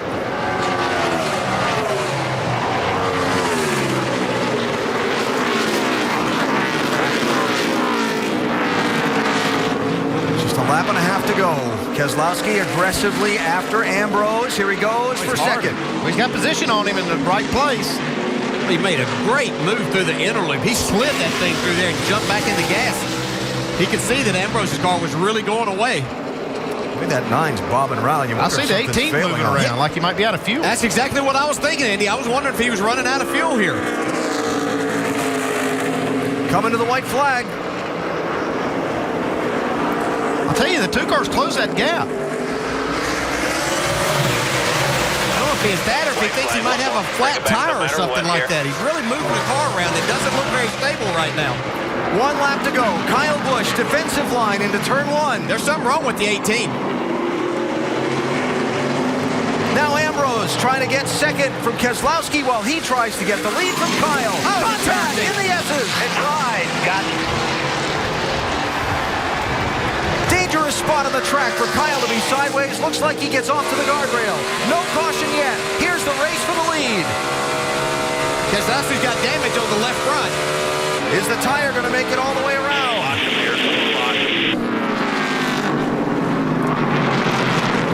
And will the 9 help him? Oh, everybody's in the grass. No, get clear. Dig. That might have been the race right there. We'll see. No, Keselowski's slower.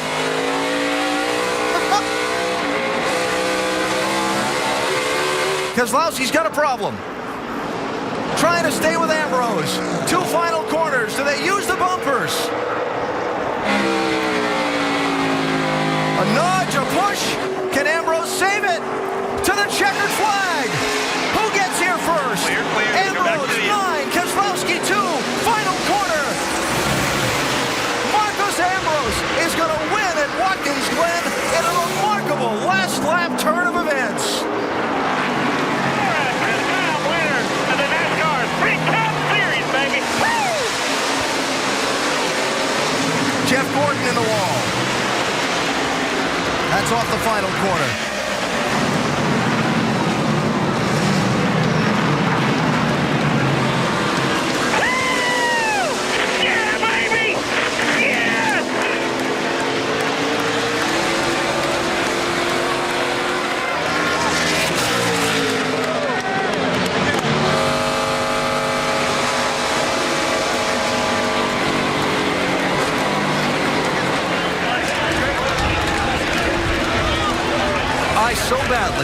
hear from Ambrose and Keselowski to find out what in the world was going on in that last lap and a half. Everybody, what happened to Kyle Busch's car? That was a year's worth of excitement in 2.45 miles. Incredible. It's almost like the 2-car would go and then stop and then go, and it's almost like it was out of fuel, but he's still running.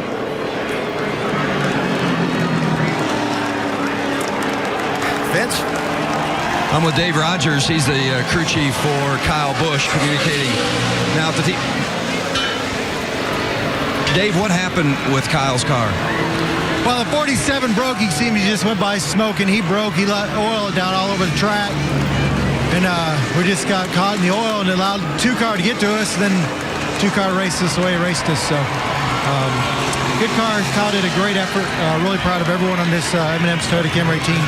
We're fast. They know we're here, but we didn't get the job done today. So there was nothing wrong with the 18 car. He just got in the oil of the 47.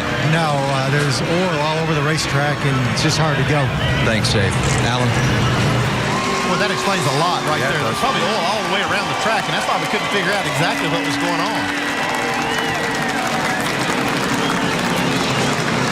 So Marcos Ambrose with the first ever last lap pass for the win at Watkins Glen.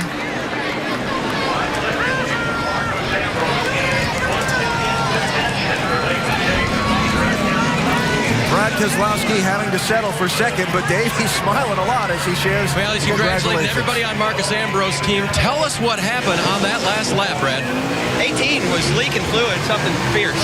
And the track was had no grip at all. And when I caught him, he had leaked really bad into one and missed the corner because he was slipping his own oil.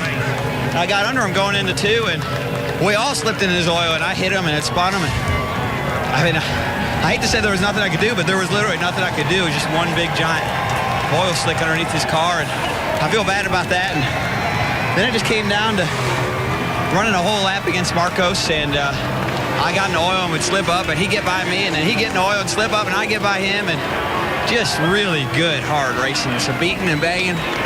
I think that's the way racing should be. It's great to race against guys like Marcus. Thanks, man. It's great to race against guys like Marcus that you can rub on, lean on, and they don't lose their cool and just intentionally wreck you. That's what racing's supposed to be right there. A good driver with a little bit of bumping and rubbing, but none of that intentional wrecking BS. Marcus is a class act. That's the way racing should be. How did you come back? You said yourself your car was gone. Yeah, I just got back into taking care of it there and riding right Marcos, and I came right back, and then we're in good shape. One of the most exciting final laps at Watkins Glen we've seen. Brad comes home second. Unofficial finish order: Ambrose, Keselowski, Johnson, Boyer, Hornish Jr., Biffle, Kyle Busch 7th. Marcos Ambrose celebrating back-to-back wins in the NASCAR Sprint Cup Series at Watkins Glen International after a crazy, strange, bizarre twist in the last lap where Ambrose went from 3rd to 1st.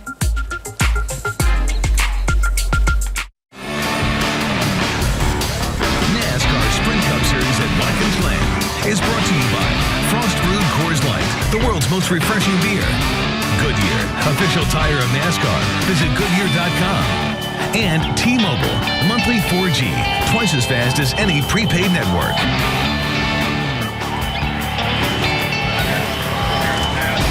An amazing, crazy last lap at Watkins Glen, and Marcos Ambrose goes from 3rd to 1st. We go to Victory Lane, presented by Pennzoil.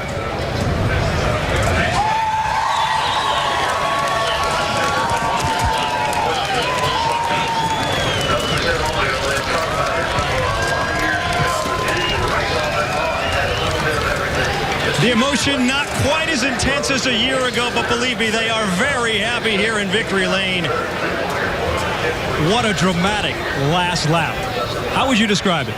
Oh, man, it just feels so good to be back in Victory Lane. Thank you to Sprint, Stanley, DeWalt, Mac Tools, Ford, Rich Petty Motorsports, everyone that gets us here, just feels so good. Last year was relief. This year's just pure joy. Big shout out to Dad. He's been in hospital all week. I wish I could be there for you, but I hope it makes you feel better, and just pumping my team, pumping Todd Parrott, and just a great day. What about that last lap? How were you able to take advantage of the 18's misfortune and bring this car to Victory Lane again? Well, I was the first one to slip on the oil and let Brad pass. and it was just getting worse and worse. And you could tell the car was staying out there because, you know, the oil was moving around the racetrack, and you just take your chances. You know, you got to commit at that point of the race. And bad luck to Kyle. Great racing though with Kyle and Brad. I mean, they're the two best guys to race with. Just awesome fun, and that's the way racing should be. And we got the number 9 Stanley Ford in victory lane. With 3 laps to go, though, the 2 got by you. It seemed like it was slipping out of reach. What were your thoughts then? Yeah, I just burned everything up. You know, our strategy was to do 3 stops. All of a sudden, that caution come out. We had to pit, and we came out in 9th or 10th or something, and I just used the stuff up coming through, and you just got to take Lady Luck when she strikes, and it was our day. Congratulations. Thank you. Marcos Ambrose still stellar here in the Glen. He's never finished worse than 3rd, and now cashes in his 2nd career Sprint Cup Series victory. What an amazing finish. Marcos Ambrose celebrating in victory lane. And yeah, that old saying, the thrill of victory and the agony of defeat. Kyle Busch had one in his sights. Circumstances and conditions saw it slip away in the last lap, and who can blame him for being frustrated?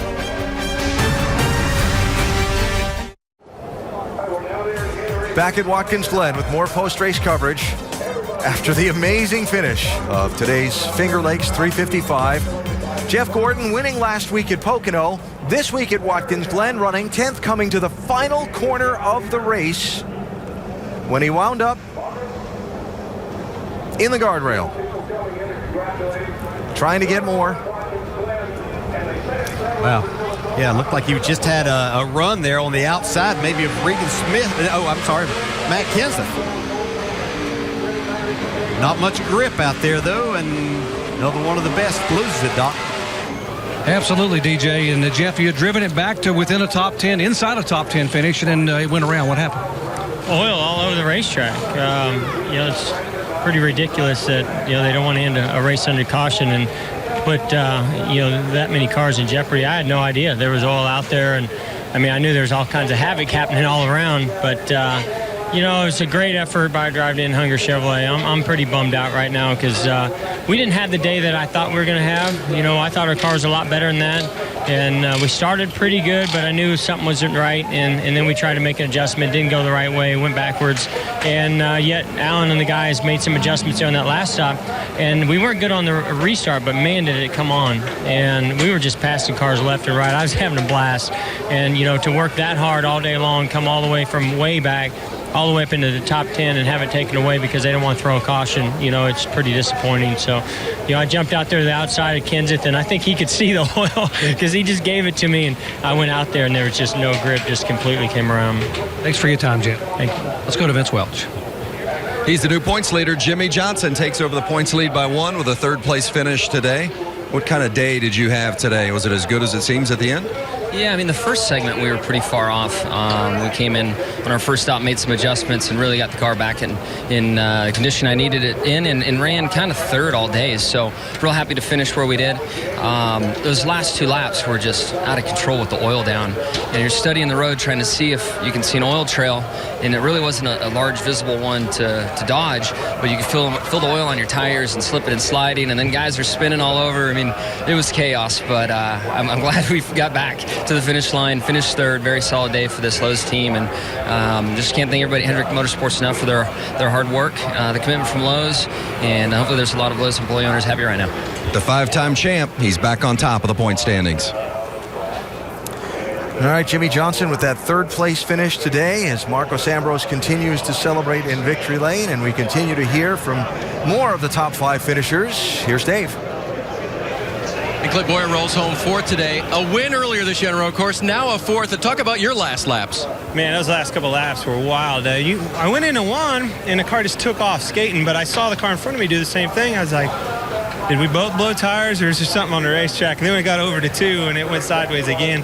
Let me tell you, that was oil straight in the groove. Kind of reminded me of the old motocross days. You had to find traction on the outside, the inside, because the groove certainly had none.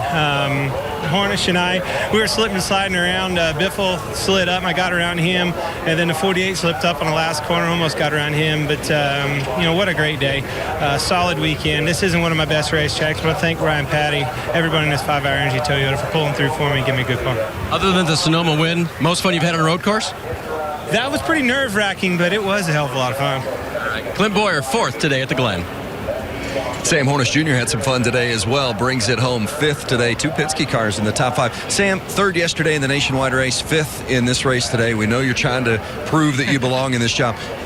What did you prove? What are you proving each week in this Cup car? I think the best thing that we can prove is that we just go out there and we finish these races and finish them on the lead lap. And we had a problem at Daytona the first time I got the opportunity to get in the car and blew out a left rear tire and kept us from finishing where we thought we should. So we just kind of build on it every week. But our Shell Pennzoil Dodge was really good today over the long run. We just didn't get a long enough run there at the end. Real happy with what everybody at Penske Racing's doing, from the engine shop to the chassis shop. Guys are giving us good cars to go out there. Brad's a great teammate to be able to go out and follow. So just having a lot of fun right now, enjoying it, and hope that we get to do it some more. Hornish, 5th today. Doc? Well, it looked like Dale Earnhardt Jr. as a points leader. You were going to have a top 10 finish, but then what happened over there with the spin? I just got in the corner and made a mistake. And that's just pretty much all it was to it. Just overdriving the car. After you spun, was there other damage to the car? It looked like you struggled a little bit getting the car to turn. No, I had all my tires were flat spotted, and I got back on the track, and then there was just oil everywhere from somebody, everywhere. You couldn't see it, but it was everywhere. So you didn't know where to run, and I saw the leaders were coming, and I was trying to get out of the way, and they were in oil, I was in oil, and then I watched everything that happened in front of me, and just a bad deal. I think the track shouldn't have oil on it. We shouldn't be, I don't know, maybe, it's a tough deal, I guess. They let her finish out, with all that oil on the track. I don't really like that, but because it was a bad, ugly finish at the end. Dale Earnhardt Jr., 28. All right, Doc, and before we talk about what lies ahead, let's go back again and look at the crazy turn of events at the finish of this race. After Kyle Busch slid wide off turn 7 and in turn 1 gave up the lead to Keselowski. It was taken from him by Ambrose, and then they raced the final 2 corners. You can see right here, Brad Keselowski thinks he might have it there, but he's in that oil again. Oil was just all over this racetrack, slipping and sliding. When I thought Kyle Busch maybe had a tire going down or something, he was just in oil and couldn't get any traction. But as we're looking at that, from a camera shot, you can't see the oil. Yeah, even Jimmy Johnson said he could not see it. He was looking for it as hard as he could to look, and he couldn't see it. And so these drivers were just basically just dealing with what they had. And these 2 drivers right here that went to the checker flag just did an incredible job. And so did Kyle Busch. He just was a victory. So circumstances, excitement, and a crazy finish at Watkins Glen with Marcos Ambrose celebrating his 2nd straight win in this event. And next week, it's on to the 200-mile-an-hour high-speed Michigan International Speedway, the short track at Bristol, high speed at Atlanta, and Richmond to settle out who makes the chase. It'll be hard to beat this one, but there's a lot of good ones coming up. I'll tell you, this is about the craziest finish I've ever seen in any race. That's why I love road course racing so much. Yeah, just all kinds of things happening there. Unfortunate for Kyle Busch, had done a great job to get himself in position for that, but got some really, really good tracks for good racing coming up. Really excited about these next 4. So championship standings, Jimmy Johnson goes to the top of the board, and Dale Earnhardt Jr. slides down to the number 4 position. Denny Hamlin, more critically, falls to that 10th spot, now just 40 points ahead of 11th place. In the wild card picture, Ryan Newman now moves ahead and has that 2nd spot. A 2nd win for Kyle that might have would have really helped him there. Didn't happen. That's why he was so frustrated. He really needed that win. And Jeff Gordon, he slips out of that spot. Yeah, we know Kyle Busch has some really good tracks coming up. I know he wanted that 2nd victory there, but he's got Bristol where he has dominated before, and Richmond runs well in Atlanta and at Michigan. So should be some great racing, but unfortunate for him. Great day for Marcos Ambrose. Wild, unforeseen circumstances in the last lap at Watkins Glen sees Kyle Busch take the white flag first, but finish in 7th unofficially. Marcos Ambrose take the white flag 3rd and take the checkered flag 1st. NASCAR Nationwide Series at Montreal on their road course next Saturday at 2 Eastern on ESPN. The Pure Michigan 400 next Sunday at noon Eastern on ESPN. And Sports Center is coming up next. For the 30th time, the NASCAR Sprint Cup Series went racing on the historic road course in Watkins, Glen. Strategy was played. There were some fenders bent. Several teams had mechanical troubles and crash troubles that put them in the garage. In the end, it came down to circumstances. An oily racetrack with the leader Kyle Busch losing that top spot on the last lap. Brad Keselowski and Marcus Ambrose going at it for the win. And the Australian Ambrose, back-to-back wins at Watkins Glen.